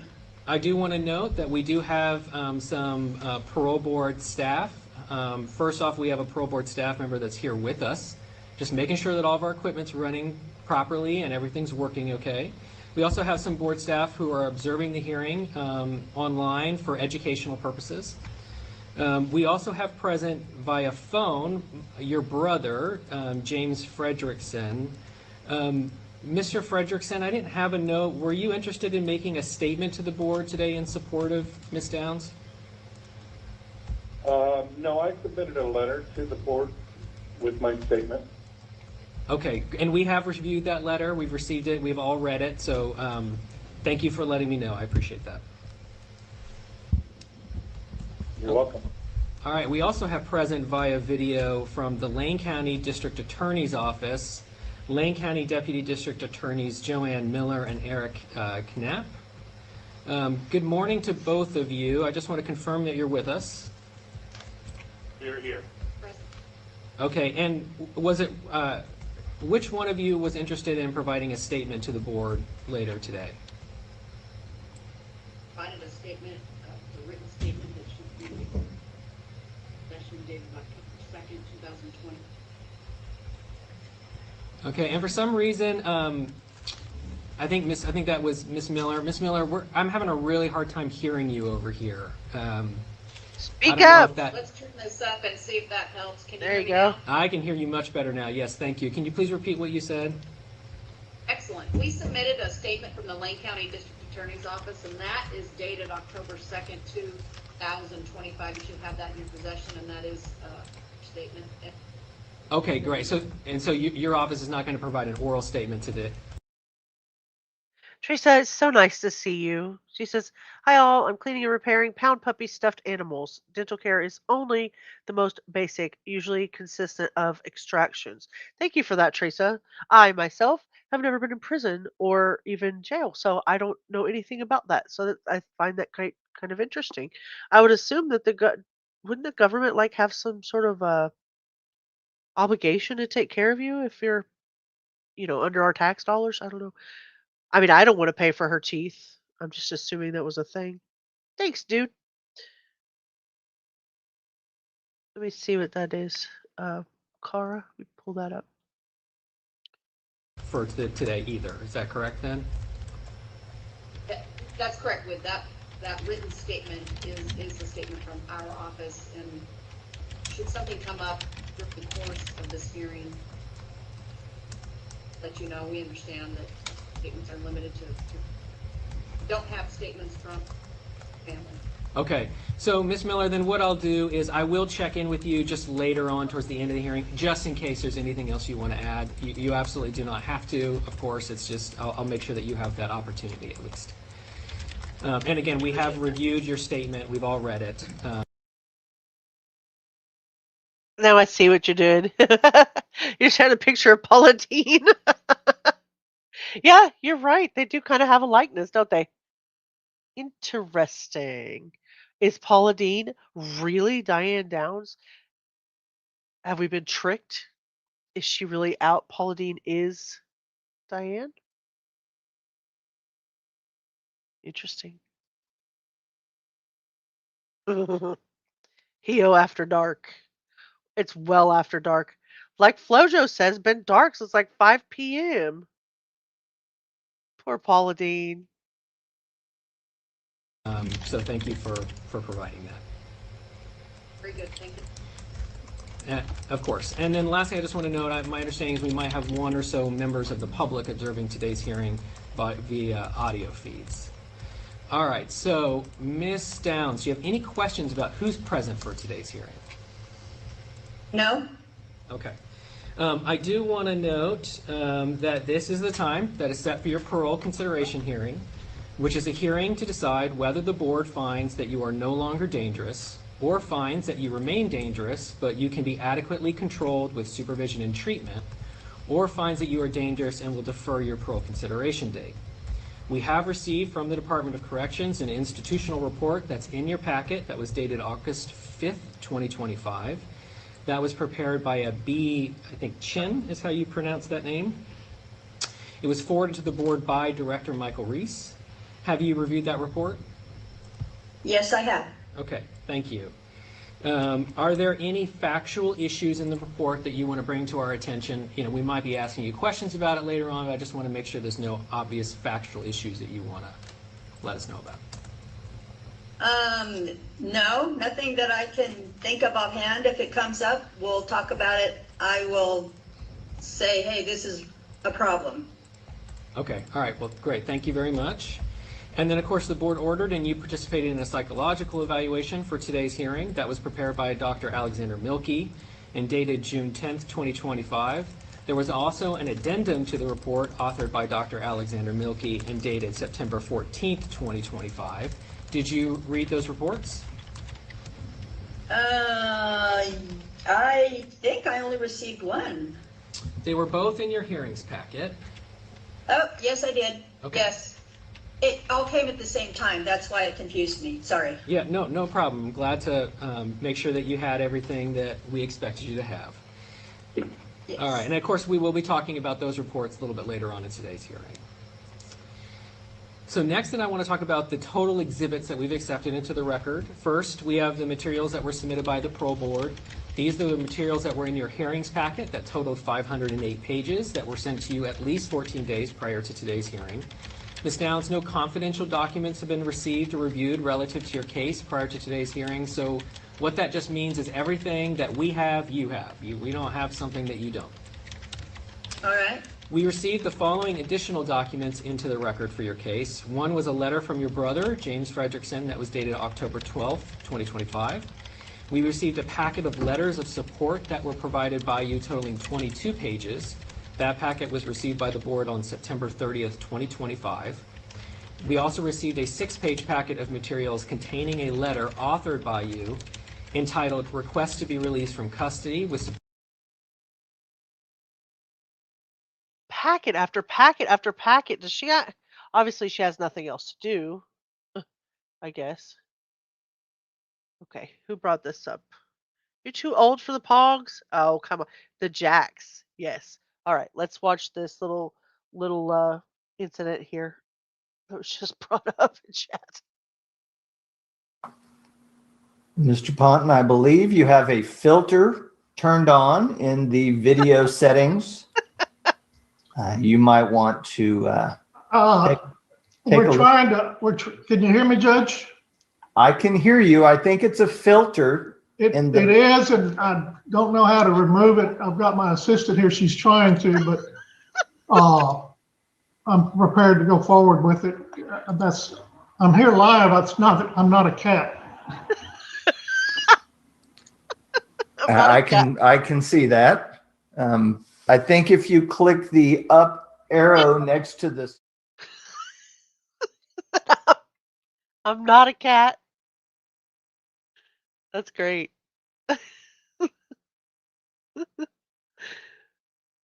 Oh,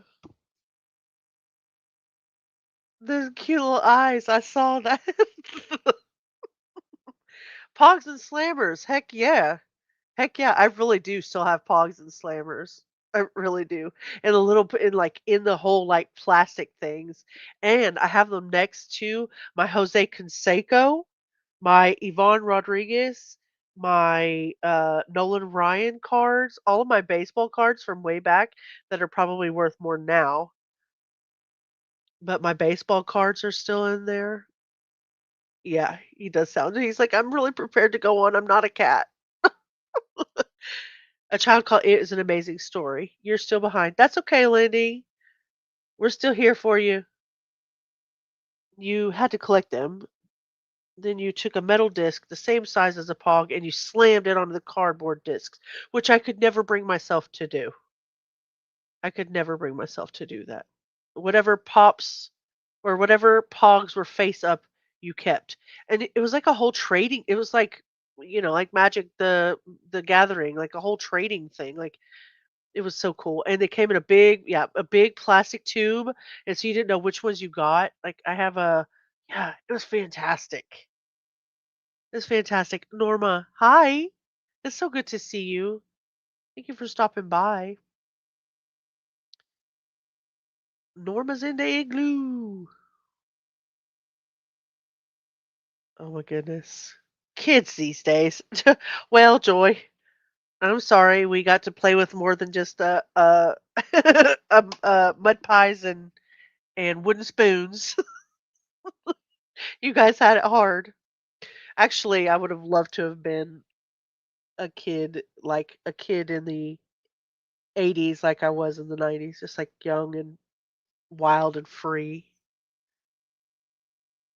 Apparently running around the clubs in the 80s was the place to be. All right, let's get back at it. We're never going to get through this. Reporting documents that was received by the board on October 6, 2025. We received a 5-page letter submitted by the Lane County District Attorney's Office dated October 2nd, 2025. And lastly, we received a packet of letters of support, an additional packet of letters of support that was provided by you totaling 6 pages. The board received that packet on October 16th, 2025. I think I got everything there. Is there anything that you think I'm missing? I think that's it. Okay. So with that said, all of those exhibits have been accepted into the record. The board, all 5 of us board members, have read all of those documents prior to today's hearing. And the last thing I want to cover, Ms. Downs, is just how the hearing is going to go, what it's kind of going to look like this morning. So the first thing that's going to happen is either you or your attorney will have the opportunity to make an opening statement. That's, of course, completely optional. It's up to you and your counsel whether or not you want to use that time. After any opening statement is provided, then we will start asking you questions on a variety of topics. And I'm going to start off by asking questions. And I will then turn it over to other board members to ask you questions on the topic that we're on before we move on to the next topic. That's why we try and keep things kind of topic by topic by topic.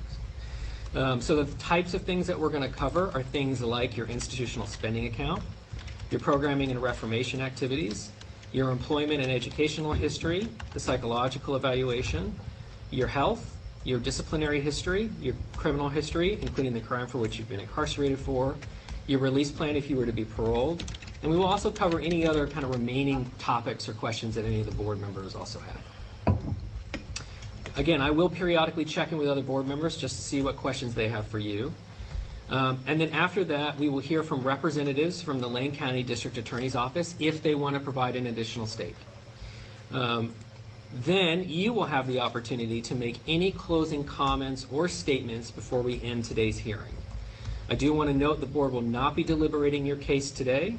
Instead, we will deliberate at a later time. And So has anybody heard, I'm pretty sure that I heard that it was denied because they said they weren't going to deliberate it today. They were going to say it different. at a different. I'm pretty sure I heard it was denied, but I could be wrong. It did sound really naughty what you said. So let me go back up here. And Cara said, I mentioned the word pogs to my husband, and he's telling me about his giant slammer.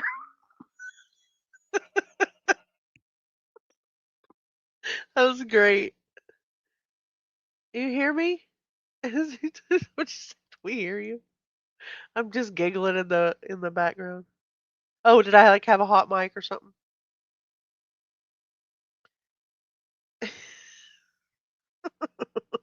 Cara.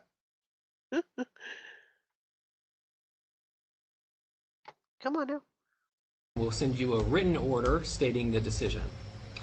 It's highly likely that we'll take at least one break for today. I generally like to try and go for a couple hours before we take a break, but Ms. Downs, it is absolutely fine to let me know if you need to take a break. And if so, we'll try and time it to meet your needs as well as the board's needs. And then lastly, I just have a few expectations I want to cover for the hearing. So the very first thing I want to cover is, since your last hearing, this is new, this is not something we've done historically, until I think maybe a year or two after your last hearing. The board has updated our procedures for when we are referring to victims who were minors at the time of the offense. And obviously all three of your victims were minors at the time of the offense.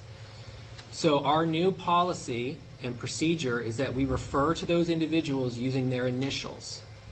I know that this is new for you, but we ask that you try and do the same. We do that in order to try and protect minor victims. So I almost find that part of it a little disrespectful after 40 years and everybody has named her children over and over and over again. And I realize that that's their policy and I realize it's new, so it has to be across the board. But my personal opinion, I find it a little disrespectful that they don't just use her children's names because they're adults now. Um, but and so they should be mentioned as they have been mentioned all these years. It's just my opinion. Jenny! Hi. Wow, what? So glad you're back. I said hi to you at the beginning because you had been the first one in chat. And I just wanted to say thank you very much for your milestone that never got mentioned in the last live. So let me say thank you to you properly, Jenny.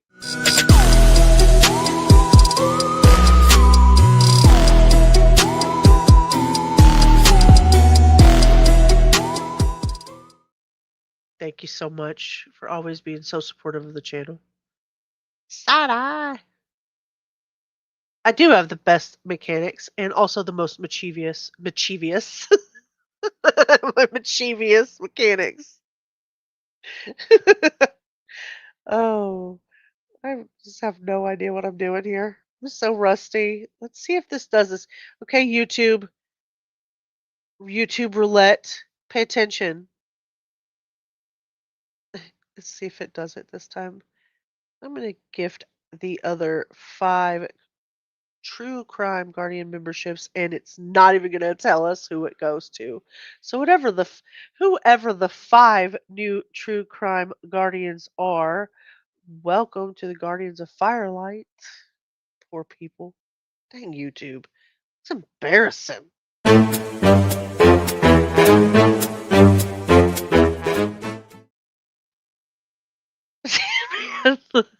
Orange. You make me giggle. So for the purposes of today's hearing, we will be referring to your daughter who was murdered as CLD. And for your children who survived the offense, we will refer to them as CAD, and your son SDD. Do you have any questions about that? No. Okay.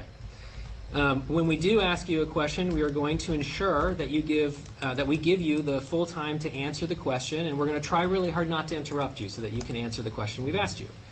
I do want to note that it is possible, while we try not to interrupt you, it is possible that myself or another board member, we might end up feeling like we have to do so if we feel like we're getting so far off track, we want to try and bring you back to answer the question. So just know that. You're going to also see myself and other board members, of course, taking notes during today's hearing. Because we're deliberating at a later time, we just want to make sure that we are capturing the conversations that we're having and having, writing down the notes that we feel like we need to write down for us to remember what we need to remember. So if you see us taking notes, we're paying attention to you, we're listening. So don't let that think that we're not paying attention to what you're saying. If at any Ditto. I'm doing the same thing for my family, so same thing here. Okay, good. I am listening. All right. If at any point you do not understand a question we have asked, please let us know. Similarly, if there is something we say that is not accurate, then please let us know so I can ensure I have accurately reflected your answers. It is possible that we may re-ask a question of you if we feel like we need additional information. And lastly, the most important thing is, we're all here to hear from you today. We all have questions that we've prepared to ask you. We've not made up our mind on what to do after today, and that's why we're here for the hearing. So we're going to keep an open mind as we talk with you this morning and listen to what you have to say to the answer to the questions that we ask you. Do you have any questions about how we're going to proceed today? Andy, have a good night. Thank you so much for coming by. All right, Cara, get some sleep. Gonna head to bed. Good night, everyone. I'm glad I was able to watch this. Yeah, like I said, we're gonna do a ton of this, and I'm gonna be live as much as I can. I miss you guys so much, so I don't want to be without you anymore. Get some sleep. This will still be here in the morning. Good night, Andy. Good night, girls. No, that was very clear. I only have one question. My mom is anxious for me to get home, and so I need to be able to tell her when I leave when you'll have a decision. Do you have any ballpark of when you'll have a decision? So I can tell you that we always endeavor to get decisions to AICs within 30 days of the hearing. With that said, we try as hard as we can to get decisions as quickly as we can. At the same time, we're going to give a decision as long as it takes to make the right decision. And we're not going to rush trying to make a decision. We want to give it the time that it needs. So we try and balance that. We're going to make sure that we give the time it needs, but we also know that you're waiting, and we're going to try and get you an answer as quickly as we can. Thank you. No problem. All right. So with that said, I think, are you ready to proceed? I'm ready. Okay. So Ms. Mayhew and Ms. Downs, I don't know which one of you, if either one of you are interested in making an opening today, so I'll just turn it over the floor to the two of you to see how y'all would handle that. Mr. Bailey, sorry, I was under the impression I could make a closing statement, and so that's what I'm intending to do. And I'm sure maybe Diane will have some words to get going. Do you want to say something, or do you just let to dive into the questions? Let's just dive into the questions. I'm ready. It's been 41 and a half years, and my family is anxious for this to be over so I can get home, and so Ma'am, ma'am, you are home. You are home. 41 and a half years. You are home. Some nerve. Excuse me, guys. When will you have this decided? You haven't even heard the damn hearing yet, heifer. Well, I'm sorry, Joy. It's a long 4 hours for you. It'll be a long series. What? Oh, Orange says, oh, yeah, please. I would not want her caring for me in my old age, especially if I had a good life insurance policy. So, Orange, do you? Are you close? Do you want to move in? You want to hang out? Do you have a good life insurance policy? She's from London, this attorney. I could tell by her accent. Listen, Hannah, she probably is. Teresa says same. Abellis, you're getting an RO because you're stalking and harassing with the eyeballs. Hannah said so. She is home. Yeah, it's exactly right. What the hell? You're already home, dude. Abellis, enjoy your RO. You guys are here to ask me questions, so let's do this. I'm ready. Okay. All right. Well, then we will do so. And I'm going to start, Ms. Downs, by asking you questions about your financial situation as well as your education and employment. We're going to cover those two topics together. And my first question, I'm just curious, how much money do you have saved in total, both inside the institution and outside the institution? My prison account right now says $250, I think. And I have no outside account, no bank account. Ma'am, you've been in prison all these years and you've got $250 on your books. You wrote a book. You've made money off of movies, ma'am.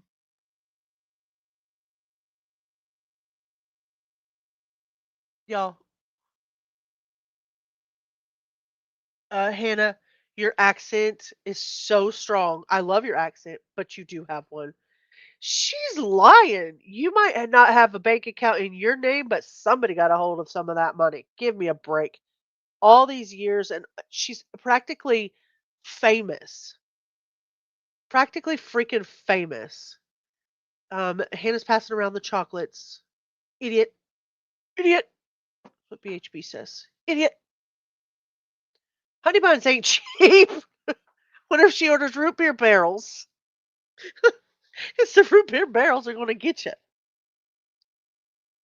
Jeez. Okay.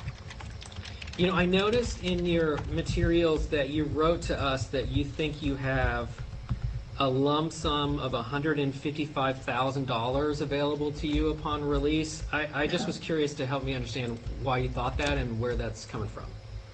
Yeah. No, I do not have a lump sum anywhere. It was With stupid. You said it, which means you thought it, dumbass.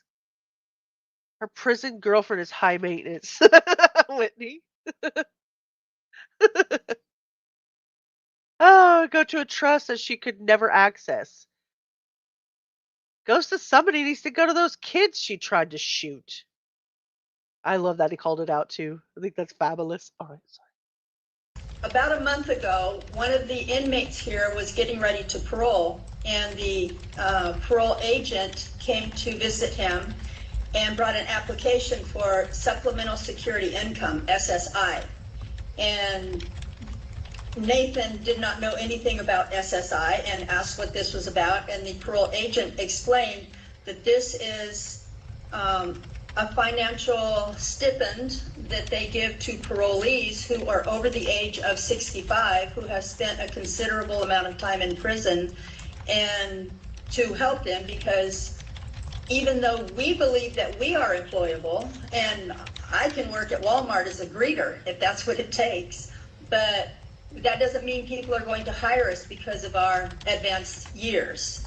And so Social Security doesn't want us to be homeless on the street, and so it is a stipend that allows us to be able to get food. And Nathan said that I'm sorry. I'm sorry. If you prisoners are getting a freaking stipend because you've sent yourselves to prison, and I'm out here busting my ass, and they want to give you a stipend because you sat in prison after shooting your children and you think that they're not employable? What do you think? You think we ought to be paying a stipend for that? I think somebody is blowing smoke up somebody's ass because I don't think that's a thing. I have never heard of such. Oh, that explains why she's ready to get out of there. Has nothing to do with her mom and everything to do with getting some of that money. Agreed. Hurry back. We'll see you soon. A trust that should go to the kids, but she'd never do that. No, she wouldn't. How would you know what's gone on with him in a male prison? No, you're not missing anything. Yeah, well, you're definitely not going to get it in prison, but I have never heard of that. Right? Seriously, like, why am I out and free and stipping? Stipping? I'm gonna have to make that into a soundbite. A stipping. We've paid our stipping and still are, cow. Right? Shut the hell up. The parole agent told him that that it would be a $310 a month compensation for every year that he was in prison. He came and told me that. I don't know that to be true or not. My brother can't find anything on the internet about that. He has looked, so either Nathan made it up, which I don't know why he would, or the parole agent knows something that we don't know, that when you find me suitable, the parole agent will come here and give me the same papers, and then I will know. But no, there is no money waiting for me. No money waiting. Okay, all right. That helps. Thank you for clarifying that for me. And then can you just clarify for the board what you're currently doing for employment right now? Right now, I am a porter in the prison. I've done almost every job conceivable in the prison. I've Stay on topic, done man. That's not what he everything. I've asked been you. a porter, I've been a clerk, I've been a carpenter. Here she goes with the inflated ego. What he asked you is, ma'am, what are you doing now in prison? What are you doing now? Not what have you done and how can you inflate yourself? I've been a porter, I'm a clerk, I've been a carpenter, I've also been a murderer. A painter. I've done everything but weld in prison. I've been a pipe fitter, I've been a ditch digger, and I'm talking a 10-foot deep, 5-foot wide ditch for. We're never going to get through this. I'm sorry, ma'am. You've been a ditch digger? 10-foot deep, 5-foot wide ditch digger. If you'd had time, that's probably where you put your kids, too. This lady's going to make me mad. Laying big old 1-foot pipes for like Caltrans. I've done all the above. So right now I am a porter. I am considered retired because of my age. And that's a retirement job in prison. Okay, all right. Well, thank you, Ms. Downs. Those are the questions that I have for you on your spending and your employment and education. Let me see what questions the other board members have for you on those topics. I'll start with Ms. Cleaver. Thank you. Good morning, Ms. Downs.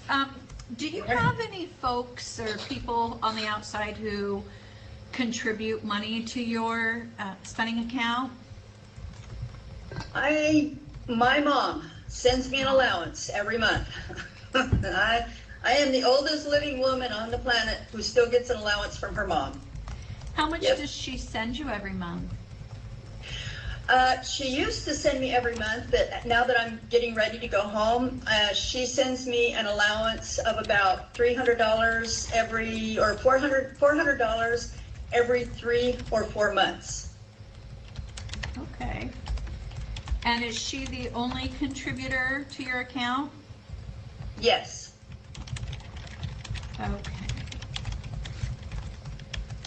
And then what are you, so you said you're retired. Is that, so what does your work week look like at this point? I work third watch. From 2 o'clock to 9 o'clock, I work for the prison. And from 6 in the morning until 2 o'clock, I take care of everybody else in the unit on a volunteer basis. I do laundry when they have to go to work. I clean. I help the other porters clean. I unload supplies. I work in the garden. I'm a fire sign. I'm a Leo, so I stay busy from 6 in the morning until 9 at night. I just stay busy taking care of whatever needs to be taken care of in the unit. Okay. So I just want to make sure I understand. So your paid position is from 2 to 9. And is that 5 days a week, or how many days a week? 5 days a week, 2 to 9. I make 16 cents an hour, so my paycheck is about $20 a month. Okay. And then the other duties that you talked about, that's more of a volunteer thing that you do to assist other AICs? Yes, yes. They have to work during second watch, which is 6 to 2. Abelis says, well, it looks like she's needed in prison. She should probably stay there. Yeah, but not your kids, taking care of everything else. She says, I'm retired, but I'm working, but I'm retired, but I'm working. And then now I take care of everybody in the unit. I'm like the little mother hen. I do everything for everybody. Apparently, she's constitutionally unable to answer a question straightforwardly. Teresa. Yeah, you ain't a guardian, you ain't a firelight. You ain't no firelight. I'm a fire sign. I'm a Leo. We work hard. Oh, goodness. And there's only so many laundry slots, for instance, so many laundry slots. And so their laundry might need to be cleaned while they're at work. So I volunteered to do their laundry for them. Okay. I don't have any other questions. Thank you. All right, thank you. Ms. Brooks. I don't have any questions on these topics. Okay, Mr. Reese. No questions. And Ms. Kuklinski. I thought I had read in your materials that you had indicated that you had, I read one place that you had $1,500 saved up and another place that you thought you had around $3,000 saved up. Is that, you don't have anything such as that? They must have taken this photo of her during that question. She looks like she's smelling her own BS. Did I say that? Did I say that out loud? I want to see the ditches she's raving about. Yeah, right? Still a cow. Next. She really must have smelled her own BS. You said you didn't have anything, but then I read somewhere that you had 1,000 and then maybe 3,000, and then now you don't have anything. So why are you lying? I no, and I don't know where you would have read that. I reviewed all the material recently, and I don't remember reading anything like that.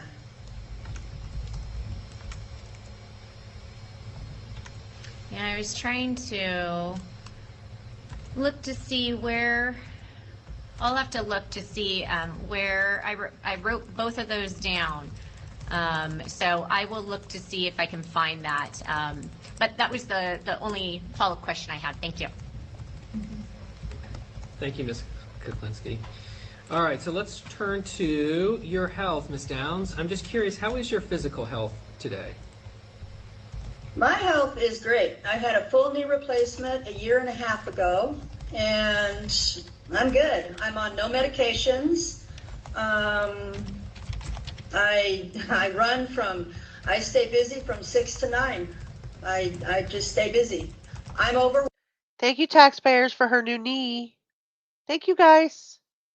I like sugar. That's it. It's pretty unusual for us to talk to someone who doesn't have any medications that they take. That's actually kind of unusual for us. I'm curious, why do you think that is? I think genetics, really, for real.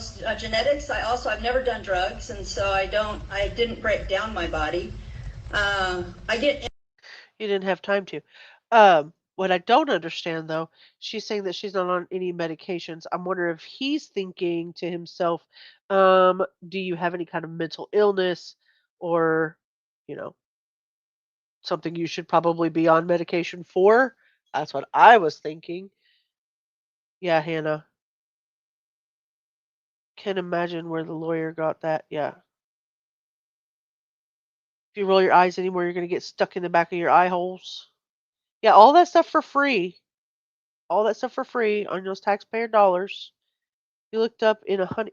I looked it up in a honey bun where she's staying is about $3. That is ridiculous. $3 honey bun. No, thank you. No, thank you. 2 honey buns a day, $6. She's gonna live long. Keep her in there. She's gonna live. She's going to live too long. Yeah, sure he has. You don't kill your kids and, anyways. But yeah, 2 honey buns a day for a week, $42 a week. Thanks, Mom, for honey buns. Uh-oh. Audio's off for you. Can everybody else still hear me?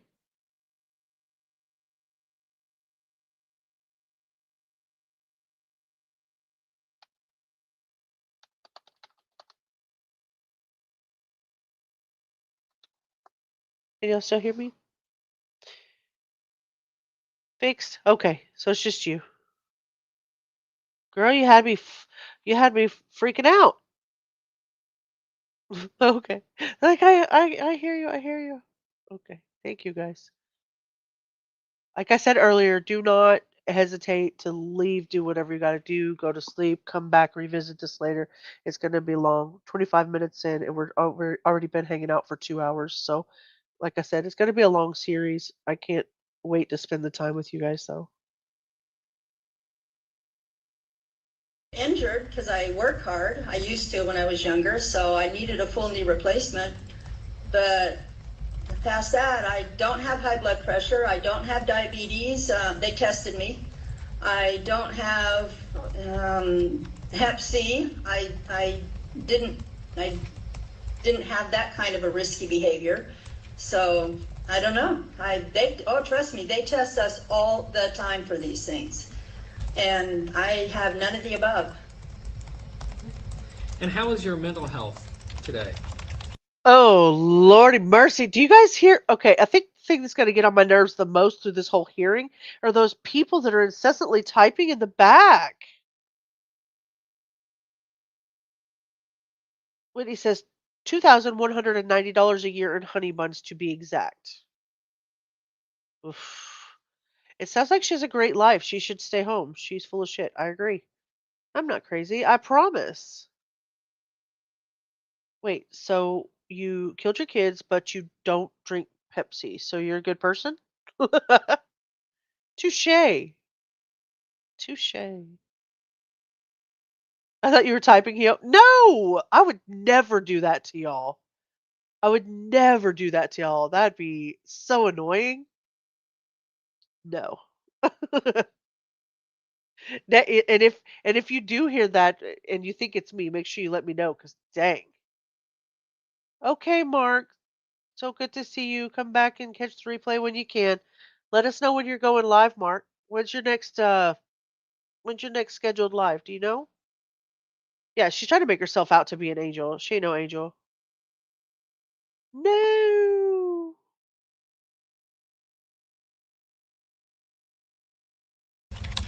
Mental health, great. I'm under no mental health care. I've tried. They say that they don't have the staff available to take care of mentally healthy people, just to listen to us. So mental health is good. I'm in a great mood.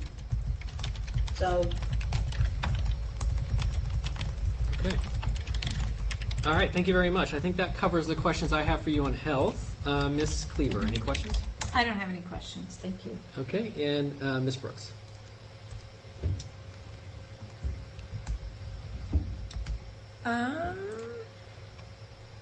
No, I don't have any questions in these areas. All right, Mr. Reese. No questions. And Ms. Kuklinski. Ms. Downs, you had done some work a number of years ago with Dr. Shoji and Dr. Rossi. How did you, I guess, get connected with those services if they don't typically kind of, like you indicated, meet with mentally healthy individuals? Exactly. Dr. Rossi, years ago, back in 2010, I worked with the captain on my yard and the associate warden and Dr. Rossi, who is a geriatric psychiatrist, and I worked with them to open an old lady unit for elderly, for 55 and older.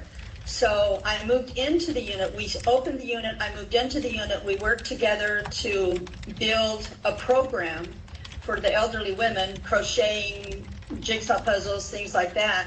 And so I worked with Dr. Rossi in that relationship. So that's how she got to know me. Her office was inside of our unit, so she was there. She's like, no, I didn't work with them because I was crazy. We helped them open an old lady unit. That's what we was doing. It wasn't for me. She could change her name to Ups or Sideways. A old lady unit. Yeah, so respectful of the people that she was supposedly helping.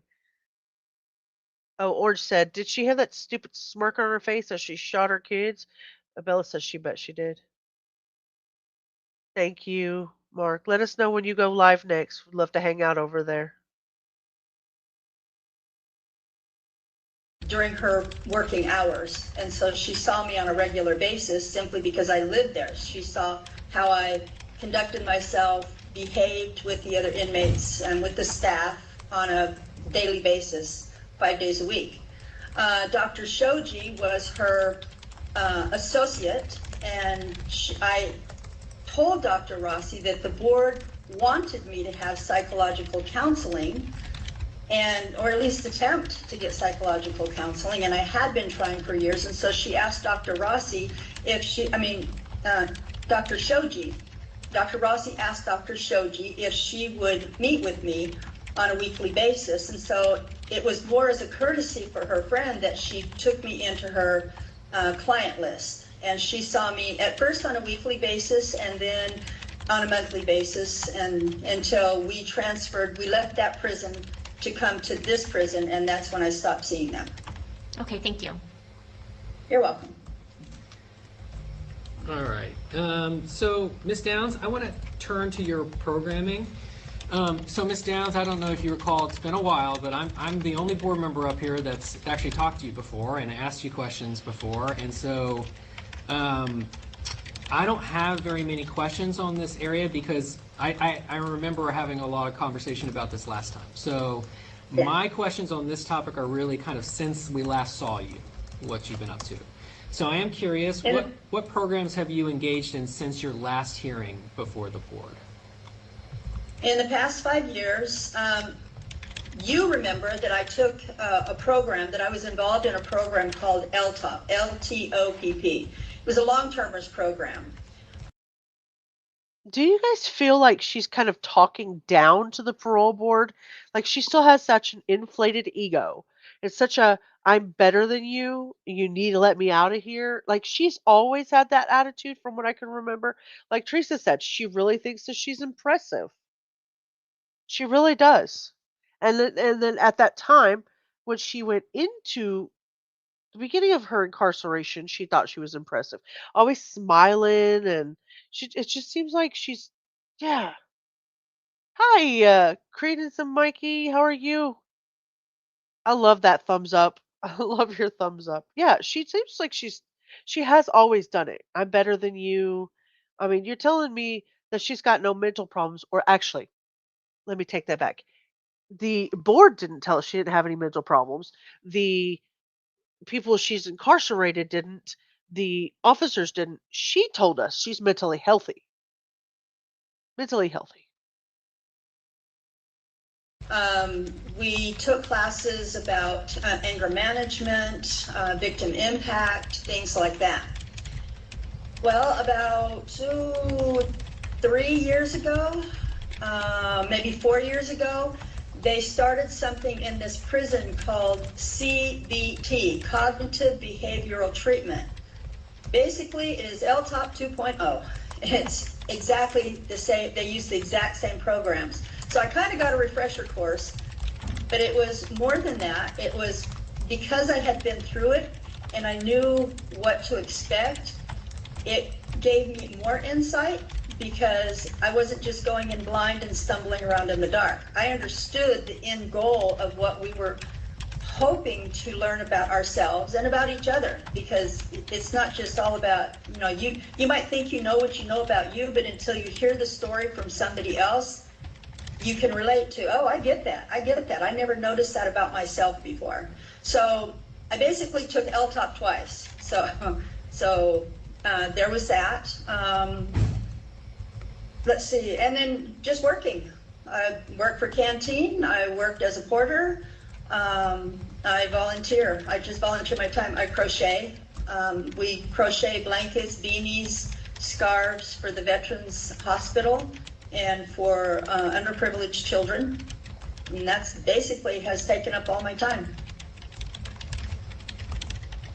Okay.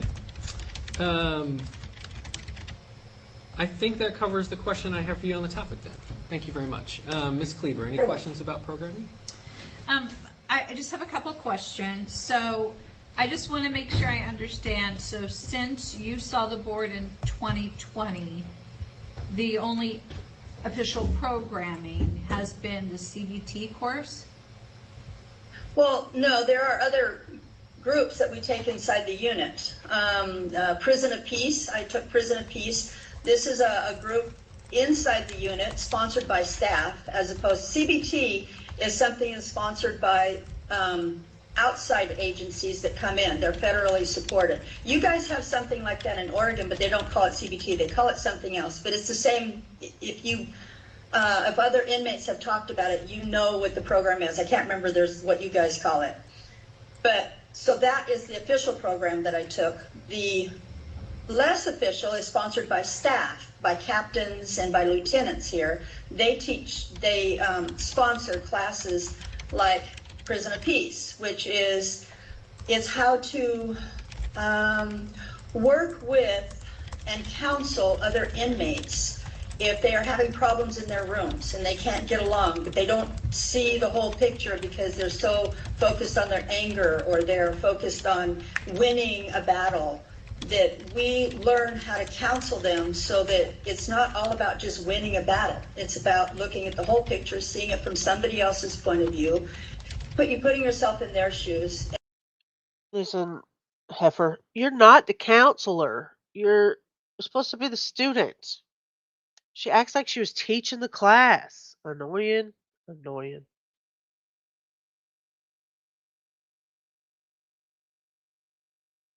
Yeah, the people you listed were horrible. Yeah, Shanda Van Dark. Ugh. I don't like her either. I don't like you do hear some prisoners where you can at least have you could at least engage and be like, "Oh yeah, I can see that," or whatever. But this girl, she's just basically giving them a resume and nothing about how she feels remorse or the other things she would do if she were let out. Yeah, which is why they're not going to let her out. Evil in the flesh, Orange says. Yeah, they're not going to let her out. There's no way. I can't see it happening, in my opinion. And so that was another class that I took. In the class, it was sponsored in the unit that was sponsored by staff. Okay, and these are, when you say they're that they're arranged and led by staff, so are these informal sort of groups that they get together, or is there a curriculum that is used? There are curriculums, and it goes on for weeks. These are Prison of Peace that I was just speaking of is actually a 12-week course, and it's quite intensive. There is a class. You sit in the class. There is a curriculum. Native Girl, thank you so much for hanging out with us today. I really appreciate it. You have a good night. Sleep sweet. It's almost 10 o'clock here, so stay in the fence, cow. Whitney says she needs to stay inside because obviously the structure is helping her if she's able to do all of these things. If she doesn't have that structure and is out, she could be dangerous. I agree. Completely agree. She's condescending, arrogant, and self centered. Hannah, I couldn't have said it better myself. Pick me, pick me. Yeah, I agree with you. I agree with you. There are questionnaires to fill out. There are questions. We test each other, and we have groups where we have mock hearings or sessions with people. We come in with a fabricated problem that we've had, or maybe it's been a real problem that somebody's really had in their room, and so we as a group would get together and discuss the best way. Gotta go, guys. Gotta get ready for the Shark Live. We'll be back again. I subbed. Love y'all. Thank you, Whitney. Thank you so much. Is Mark going live tonight? Make sure he's got his ability to redirect on. Native Girl. Make sure he can get redirected to. You're tired of hearing how bad prisons are. All things considered, she looks healthy. Had a knee replacement. Has taken all these classes. Heck, sounds like a dang vacation to me. You know, Orange, I've said that in the past that it's really to a certain degree, some of these institutions are better for certain types of people. Certain types of people thrive in those environments and should ideally be where she stays. Bye, Whitney. Southern Cats, it's so good to see you. Have a good evening. Sleep sweet when you get there. You'll pass on being redirected. You don't have to. You don't have to be redirected, Mustang. We're not going anywhere at the moment, though. We're still hanging out. Pads and TVs. Yeah, iPads, TVs, access to all kinds of internet, every movie. Mustang, you're back. Southern Cat says, "Bye, Mustang." Ways to deal with that situation. So yeah, it's an intensive course. It's just that staff monitor it and they sign off on it, because you don't just get to get a chrono. You guys, I don't know if you know what a chrono is. It's a formal, yeah, I've sent you many. You don't, the staff just doesn't sign off a chrono, say, because for no reason. You have to attend these classes, and if you miss one class, you're out. You're out. You don't get to be part of it again. Oh, okay, wait, so I just want to make sure I understand.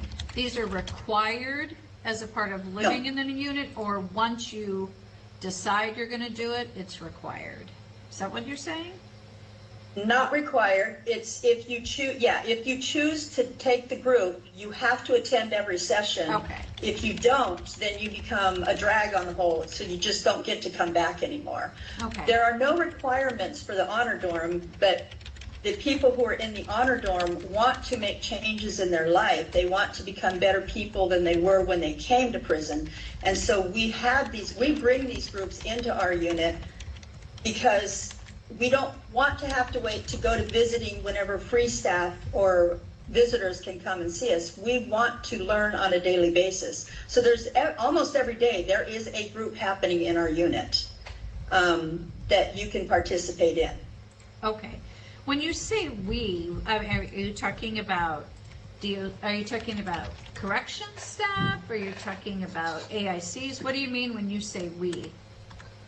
We is AICs. Okay. And the staff are on board because they it makes their unit, the fact that we are learning to be better people, that we are learning to not use anger or not use manipulation, that they are on board because it makes their job easier. They get to come to work and get a paycheck and not have to worry about pepper spraying anybody.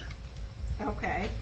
Are there any other of these classes or programs that you've done in the unit over the last 5 years that you think the board should know about or consequential to you? No. You have the chronos because you have access to my files, so you have the chronos, but those are the ones I think that made the most impact. There's one, and for the life of me, I can't remember what it's called. I think it's called life scripting. And that is the one where you go back to your earliest memories and you think about what your life was like at that time. And during the first 3 years of your life is impacted a certain way. And then the next 3 years, it's impacted. In the first 3 years, you're completely dependent on somebody else to take care of you. Who were those people and how were you treated? Because that is the foundation of who you become.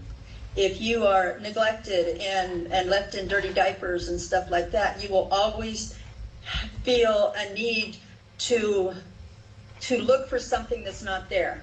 You will always feel like you're not loved, not wanted, not. And even when you finally meet people who love you, there's still that core foundation of unconscious need to feel loved. And that was an incredibly impactful class and very extensive, but it was. But you're acting like you taught the class and that everybody else is the one who benefited from that, and it was incredibly impactful to everyone else. It's weird. You're being weird.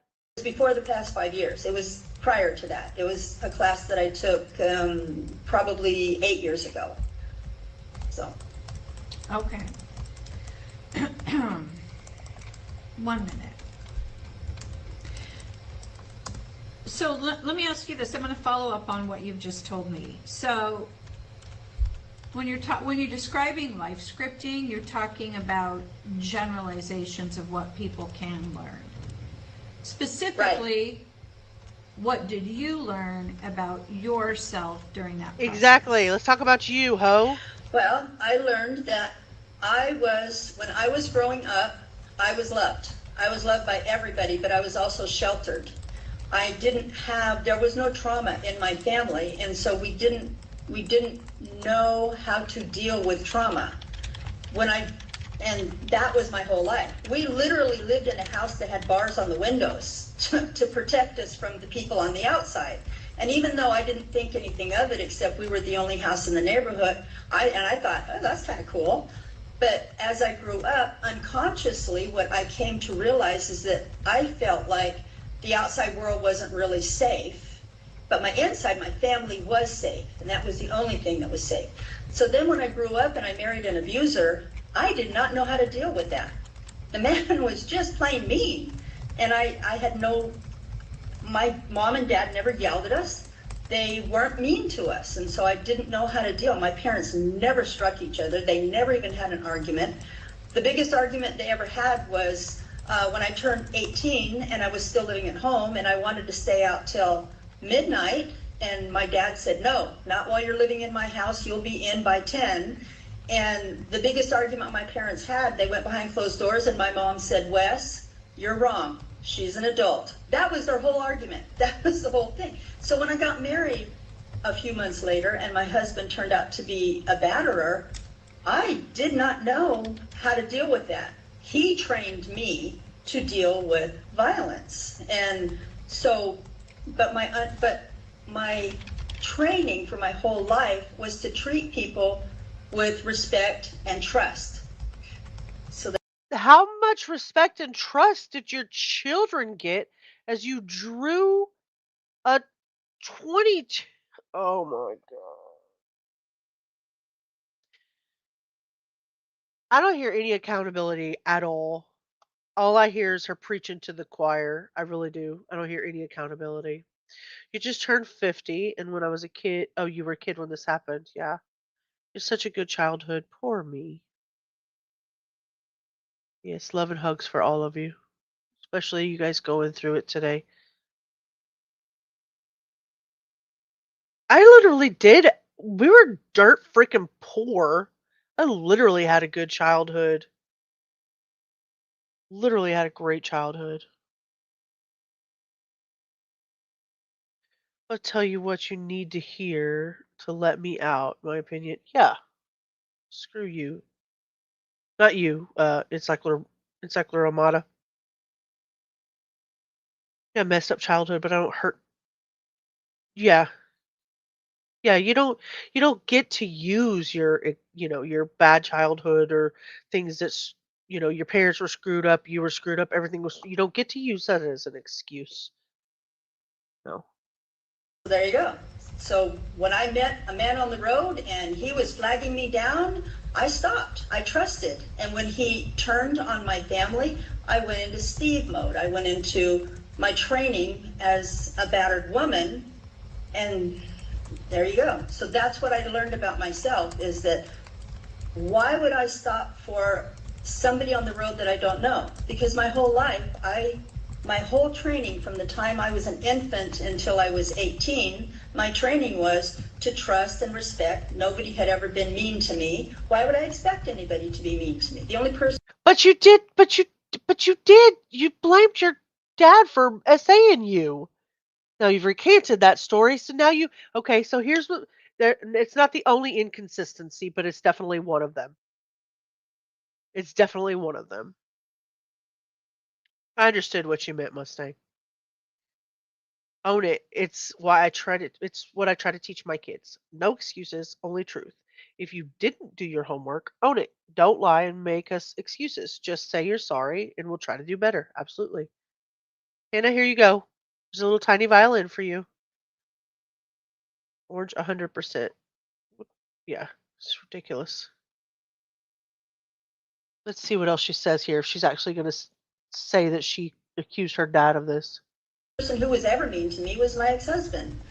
But then when Oh, he Lord. turned on us and attacked us, I instantly knew to battle with him, because that's what Steve had taught me.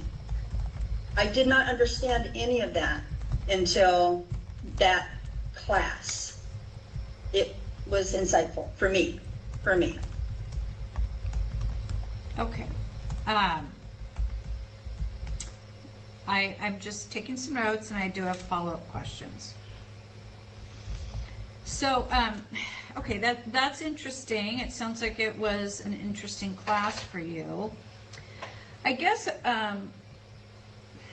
you know, in your narrative regarding your childhood and your years living at home, you say that you were just saying how you felt loved and sheltered and there was no trauma. And I guess I'm confused because there are reports where you say that your father sexually abused you. Here we go. And then you later recant those claims. So what is that? I mean, did your father sexually abuse you? And if he did not, why did you tell people he had? So can you talk about how this fits into the life scripting work that you did? I can. Okay, so I'm going to stop there. What do we think she's going to say about this? What do we think? What excuse is she going to come up with for the reason that she accused her own biological father of essaying her and then recanted the story and now says that she's had a great childhood and never had anything wrong with her? Yes, I love it when they call them out. I agree. I agree. I think that is a big part of it, Mustang. I think of Casey Anthony, Chris Watts, Stephen Stearns, and countless others whose parents have covered for them. Yep. You think she'll use the fact that she was not mentally stable at the time? Yeah. Oh, she was. Yeah. I don't know. Let's see what she says. Oh, this chick. My dad did not abuse me. He did not abuse anybody in my family. When my husband and I divorced, after I was in Oregon. See what she just did? She totally jumped from, my dad didn't abuse me. My dad didn't abuse anybody. And then she jumped from how she was accusatory of somebody else and could have potentially changed his entire life by accusing him of essaying her to, but guess what happened to me? Guess what happened to me? You don't own anything. You have no remorse. You're not capable of, you're just not, it's beyond me. Like, you're just not capable.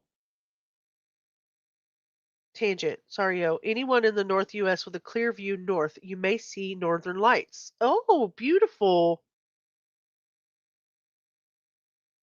Yeah, go look. I'll take pictures. If you're not in the Discord, you can email them to me. I'll definitely show them if you want to. I love the idea of being able to see the northern lights. I think we've been able to see them in Texas a couple of times, but a lot of times I'm not up at that hour. Yeah, she just changed the subject to make an excuse. It does show exactly why she's the same. She may be institutionalized, but she has not learned a lesson. She's not learned a lesson. I feel like crying for her grown children. You were trying to take a pic of the beaver moon, but it wasn't working. I saw it. The one you sent me was great. I thought it was actually pretty good. That was actually pretty good. All right, let's see what else she says here. Oregon, my children were shot. My ex-husband came to Oregon. He knew. I'm going to back that up just a little bit, just a little tiny bit, so we can get full context on what she just said and how nonchalantly she just said, my children were shot. Reminds me of Moo Moo with her skirting around. Girl, shit. If I did drama, that would be a really good subject this evening. All right, let's see what she says. I'm gonna listen to how candidly she's just like, yeah, the kids were shot. They were just shot. Yeah, she was. She definitely was. She was allegedly surrogating for somebody. Sure, absolutely, Abellis. Absolutely. Feel free.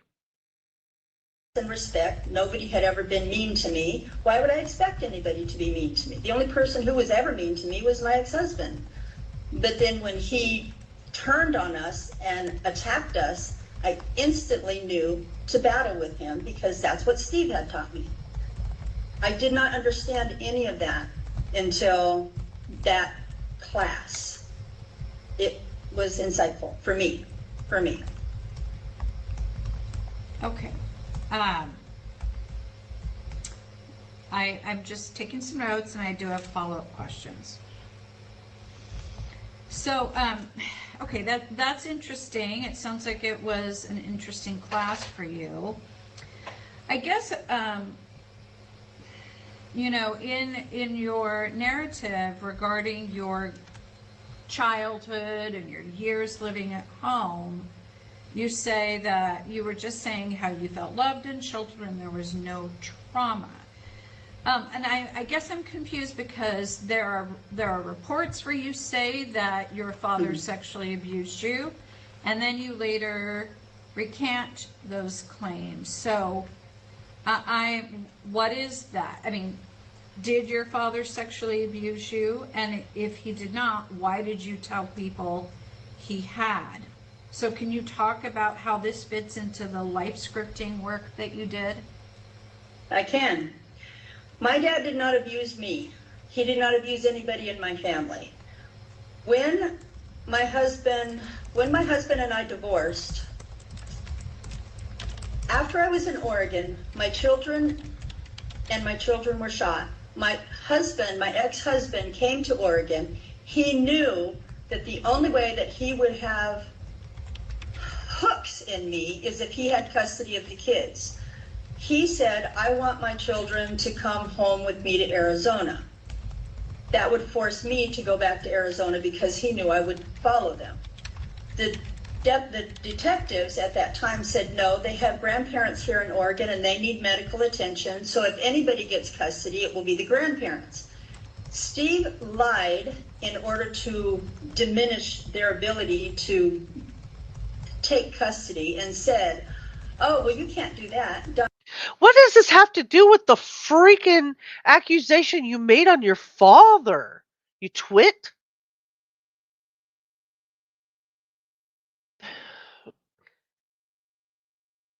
Exactly. You weren't even asked that question. Abellis, yes, start your channel already. We've been waiting. You're going to do great. Let's do this. When they were shot, you mean when you shot them? Exactly. She just like, I'm just going to skip everything. Listen, my dad didn't do anything, but listen, when I went to Oregon, my kids were shot. Then my ex-husband came up and then he got his little hooks. The only way he got his hooks in me were to try to take my kids from me. But then, of course, the police, they were on my side and they wanted me to keep my children. So they stayed with their grandparents. And then, oh, he wanted to take custody. And I said, oh, well, you can't do that. You see, you can control everything and you can't. She never has admitted, and she will not. Probably not even on her deathbed. She's going to take that to hell with her. She's going to take that to hell with her. Jesus Christ, on a bicycle, this woman. I don't know, Hannah.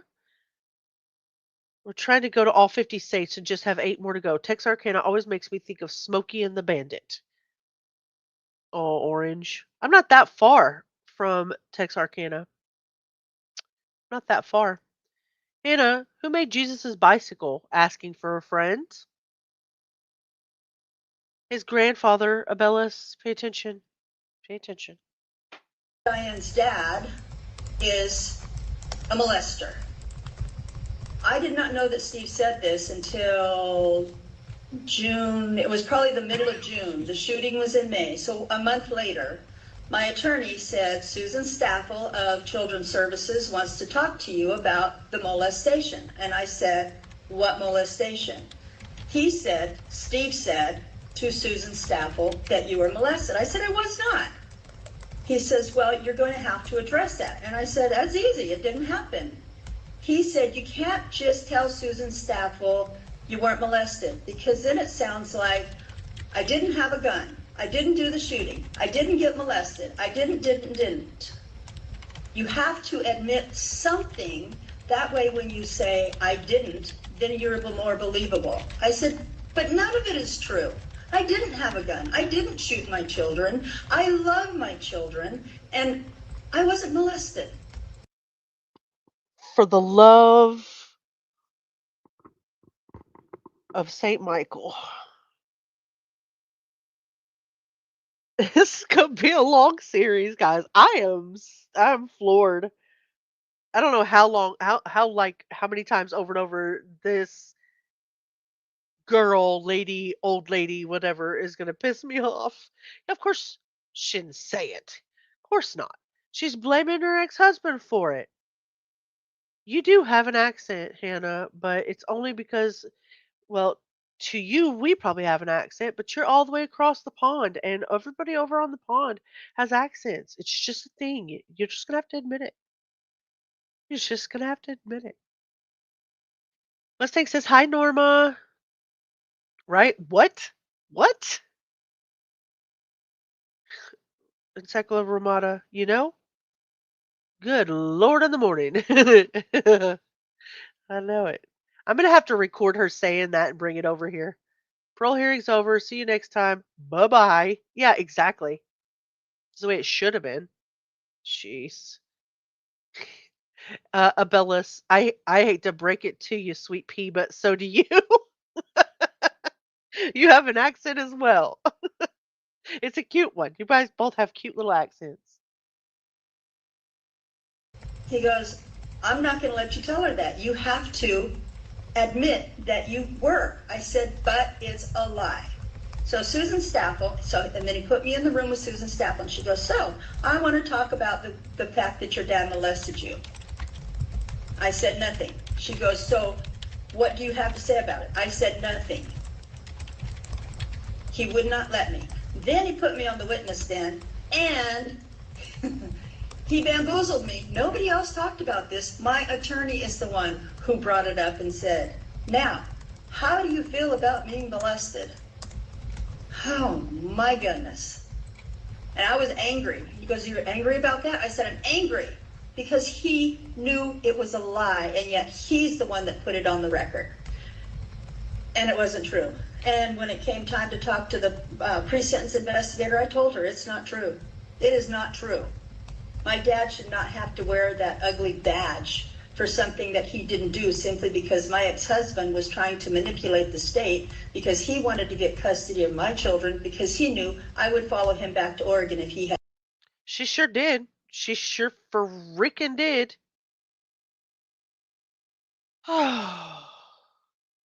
She'll never get parole if she doesn't admit what she did. I agree with you. I agree with you. You are half French, half Canadian, plus whatever. True narcissist. Couldn't have said it better. Couldn't have said it better. Had custody. That is what happened, and there you go. There's nothing more I can say about that. The truth is the truth. So, and you ain't telling it. I just have a couple of clarifying questions. So, what you're saying is that this was made up by Steve in order to try to manipulate you to return with him to live Arizona. Right, okay. At one point you said Oregon, but I assume you meant Arizona, right? Oh, I did. Okay. Yeah. So, and then keep your lies straight, Diane. You're saying that your defense lawyer told you to lie about this to make you look more credible. Is that what I'm understanding? What's she gonna say? Is she gonna say yes now that she's like caught? You're in a snare. You're in a. This is what we call a snare. Is she gonna say? Is she literally going to say that her defense attorney encouraged her to lie? Now that she's caught in the snare. Lindy Lou?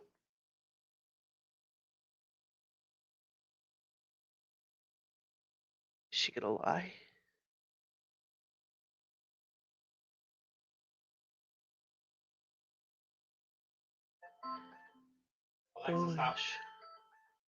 It's 10:15 p.m. Think she's just gonna distract?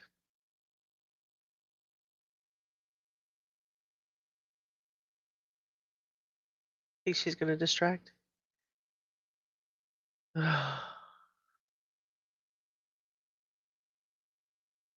She's gonna blame him?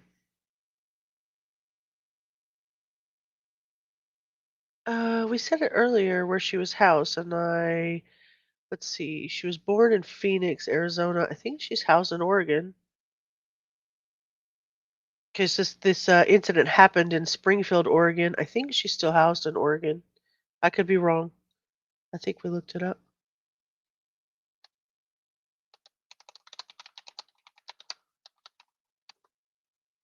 She's in Central. Oh, I lied. She's in Central California Women's Facility in Chowchilla, California. She's been incarcerated in California for most of the time since her 1987 escape from an Oregon prison. Okay, that's it. That's what it was. Here comes Encycler Ramada. Diane Downs is currently incarcerated at the Central California Women's Facility in Chowchilla, California. Thank you very much, Encycler Ramada. We'll probably go through about 20 more minutes of this and then, hi, Cindy. So nice to see you. We'll probably go through about 20 more minutes of this and then see where we're at. This is going to be a long series. I'm enjoying this, though. I'm enjoying this. I ain't enjoying her, but I'm enjoying you guys. Yes. Okay. Yeah, I would not have said it that way, but yeah. Okay. To put it in a nutshell, yes. Okay. And so when you met with Susan Staffel, you did not deny it. You just said nothing. What? Okay, hold on. Because he wanted to get custody of my children because he knew I would follow him back to Oregon if he had custody. That is what happened, and there you go. There's nothing more I can say about that. The truth is the truth. So, okay, I just have a couple of clarifying questions. So, what you're saying is that this was made up by Steve in order to try to manipulate you to return with him to live Arizona. Right, okay. At one point you said Oregon, but I assume you meant Arizona, right? Oh, I did. Okay. Yeah. So, and then you're saying that your defense lawyer told you to lie about this to make you look more credible? Is that what I'm understanding? Listen what she says. Yes. Okay. Oh! Yeah, Oh! At least she just flat out said yes. She's got me growling. Babe, you're going to have to get me some Cheez-Its for this series because I cannot keep my mouth shut. I'm going to have to eat some Cheez-Its. The truth is the truth. You can't change it. The truth is the truth. Rubber Ramada, please drop your channel, plural channels. Yeah, wow. Yeah, of course the defense told me to lie. Way to throw your lawyer under the bus, even if that did happen. They were trying to protect you. Pfft. Dumb cow. would not have said it that way, but yeah. Okay. To put it in a nutshell, yes. Okay. And so when you met with Susan Staffel, you did not deny it. You just said nothing. I said nothing. And when you were on the witness stand, you said you were angry, but didn't clarify it or deny it. Oh no, he made me say that it happened. He made me say, if you read my transcript, and I'm sure you have, you will see that Jim Jagger testified and I was just the one saying, no, yes, no. Jim Jagger testified he was the one who testified during my trial. And when that was happening, it was because he knew I was not going to say what he wanted me to say.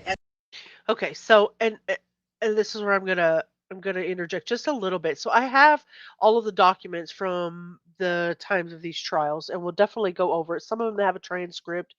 and we're going to go back through that and meet these said characters. So what she's basically essentially saying, and what she did say through her appeal, and she also said through the habeas corpus that she went through, is that she basically didn't testify on her own behalf. She basically was manipulated throughout the process. She basically didn't get to defend herself the way that she should have been able to defend herself.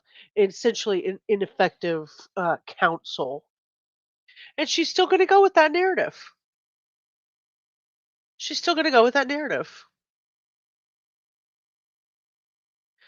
Channel is going to be back up soon. So True Crime with Sheila, she's going to get that up and going now that she's going to be able to get her monetization back. She was giving out all of her memberships, and she wasn't getting the proceeds from that.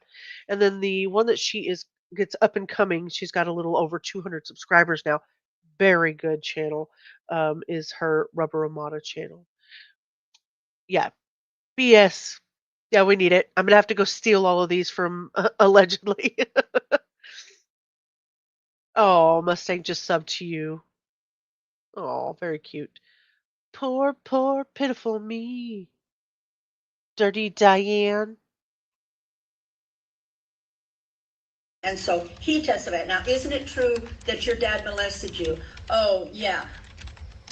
Well, you could have said no, right? Bam! Bam! I don't have the boom bop bam. You see, I need to get my own channel schlick because I can't. Look, this is not okay. You could have said no. You could have said no. You could have said no. Sheila, we're gonna have to work on these because I'm gonna have to get my own little BAMs and my. I need to get. It's so good to be live. I've forgotten that I don't have everything that I need. I'm just gonna work on this stuff. I'm so excited. Bam. We need a bam. Boom, boom, bam. Boom, bop, bam. Son of a gun.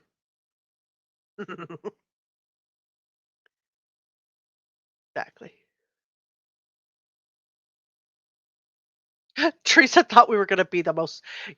Teresa thought we were gonna be boring, or that she was gonna be boring. She's pretty freaking boring overall, but you guys make it so much fun just to be here. Uh oh yeah. I was like, what are you talking about?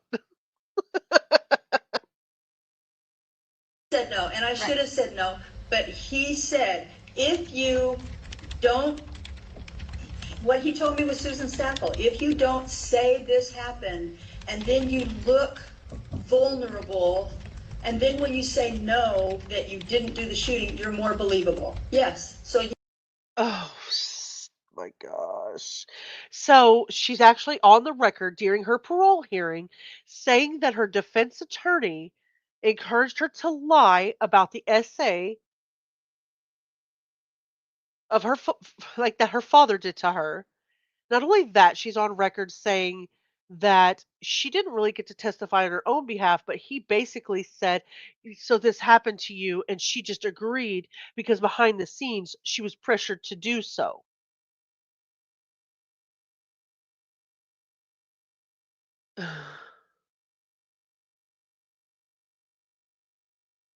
Did you read up on it?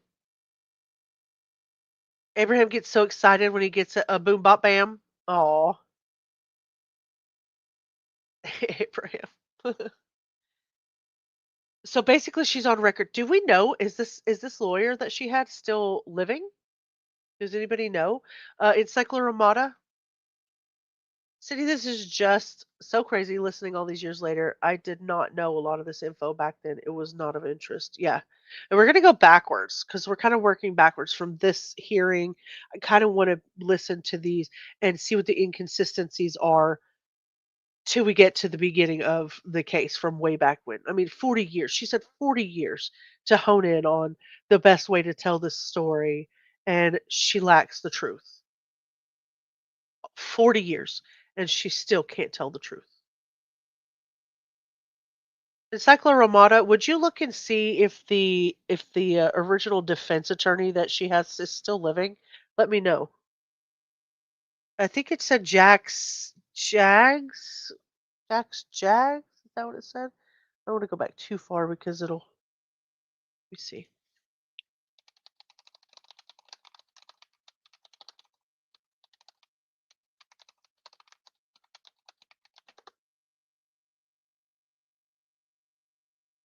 Jim Jagger.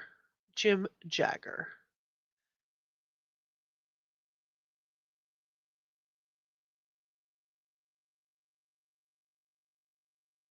Let's see. It's my hope people will question what truth Oregon is hiding from the world. James Jagger, attorney for the defense, said 383 leads that might have proved Diane's innocence were held or withheld by the prosecution. Yeah, well, apparently he also told her to lie about SA. Yeah, he's probably in hiding. He's probably in hiding. If you guys are, we'll go back through this page, but this is the shaggy long-haired guy that was originally accused of shooting her children.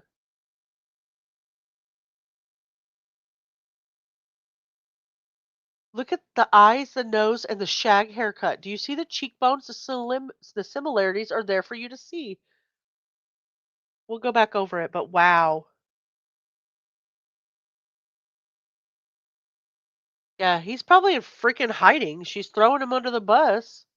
Still, to this day. Yeah, whatever. She still shot her kids, you know?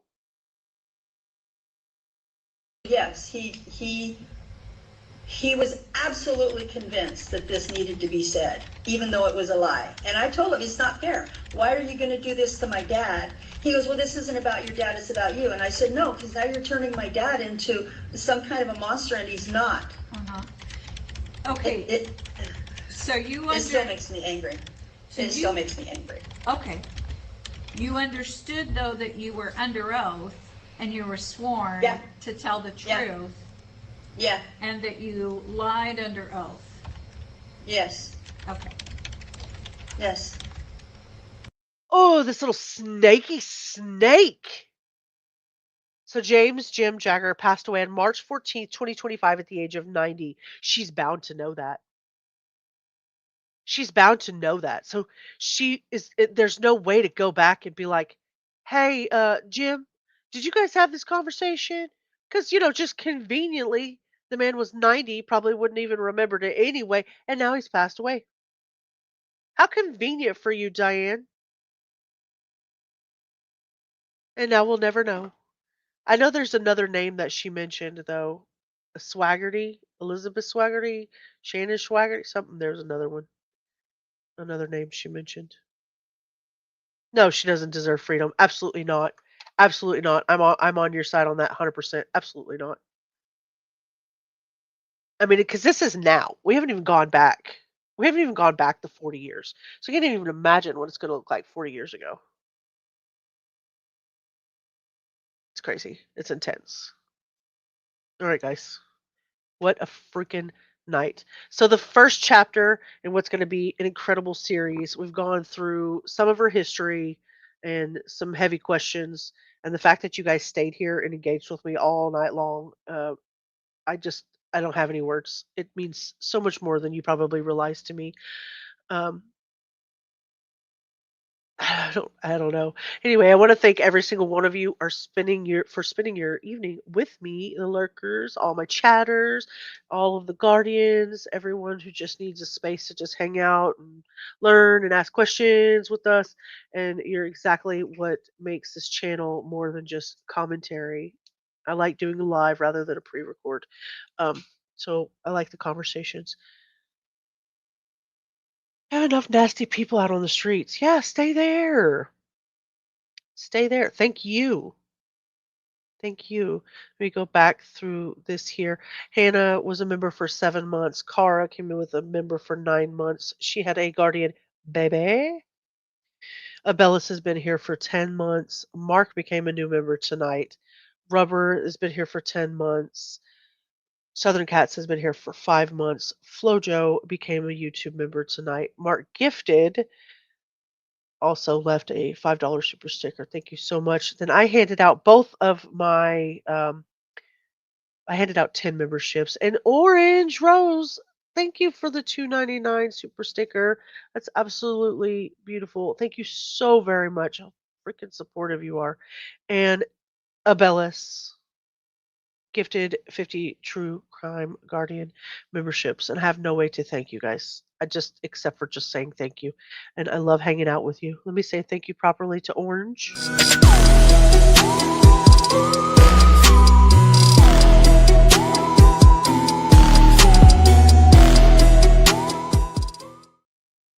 So we are at exactly at 48 minutes. Let me write that down. 48 minutes of a 4-hour parole hearing. And that's where we're going to stop for tonight. So we're going to pick up the case. And like I said, this is going to be a series. You already know we're going to dig deeper, probably go wider, bitch about the entire system again, all the way through the end of it. And I just really appreciate you guys all hanging out with me. I'm going to take this off of the screen. I'm going to bring this up. And then one more time before we leave, I want to play our brand new Guardians of Firelight song to take us out on the outro. We pull that back up. I absolutely love this song, and I hope you guys too.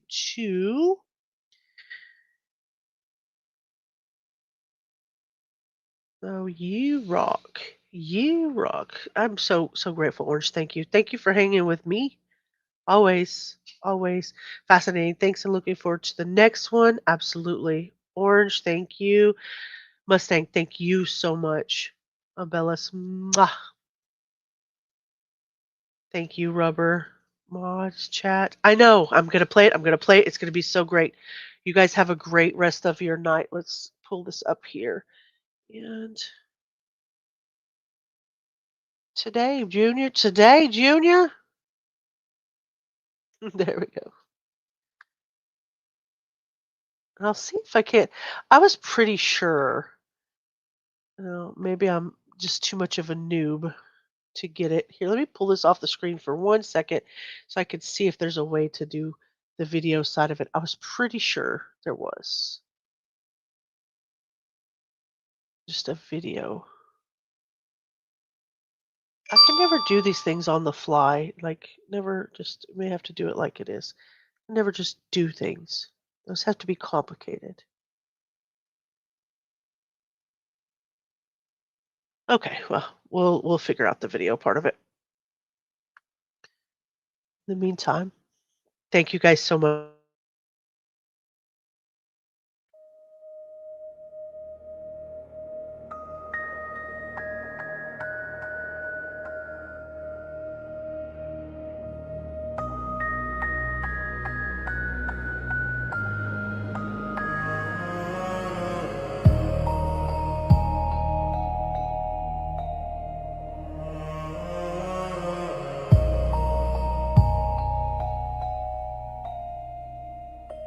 We found the flame in the silence when the world forgot our names.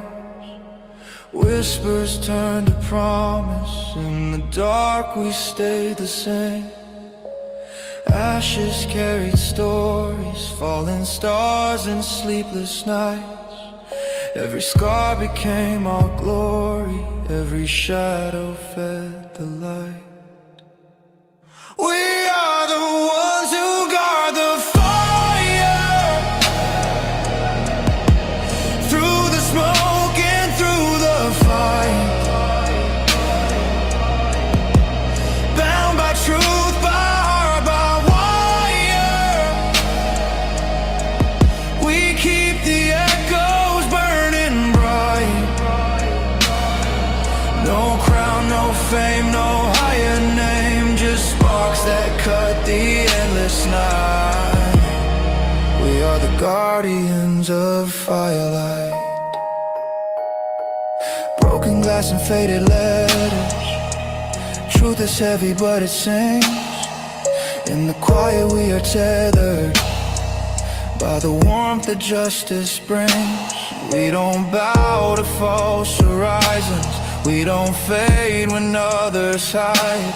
We are born from fallen icons, we are flames that never die.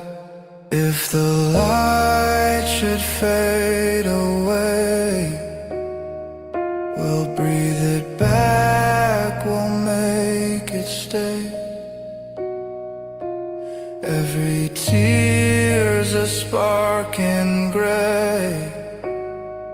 We guard the light, we guard the flame. We are the ones who guard the fire, through the smoke and through the fight, bound by truth, by heart, by wire.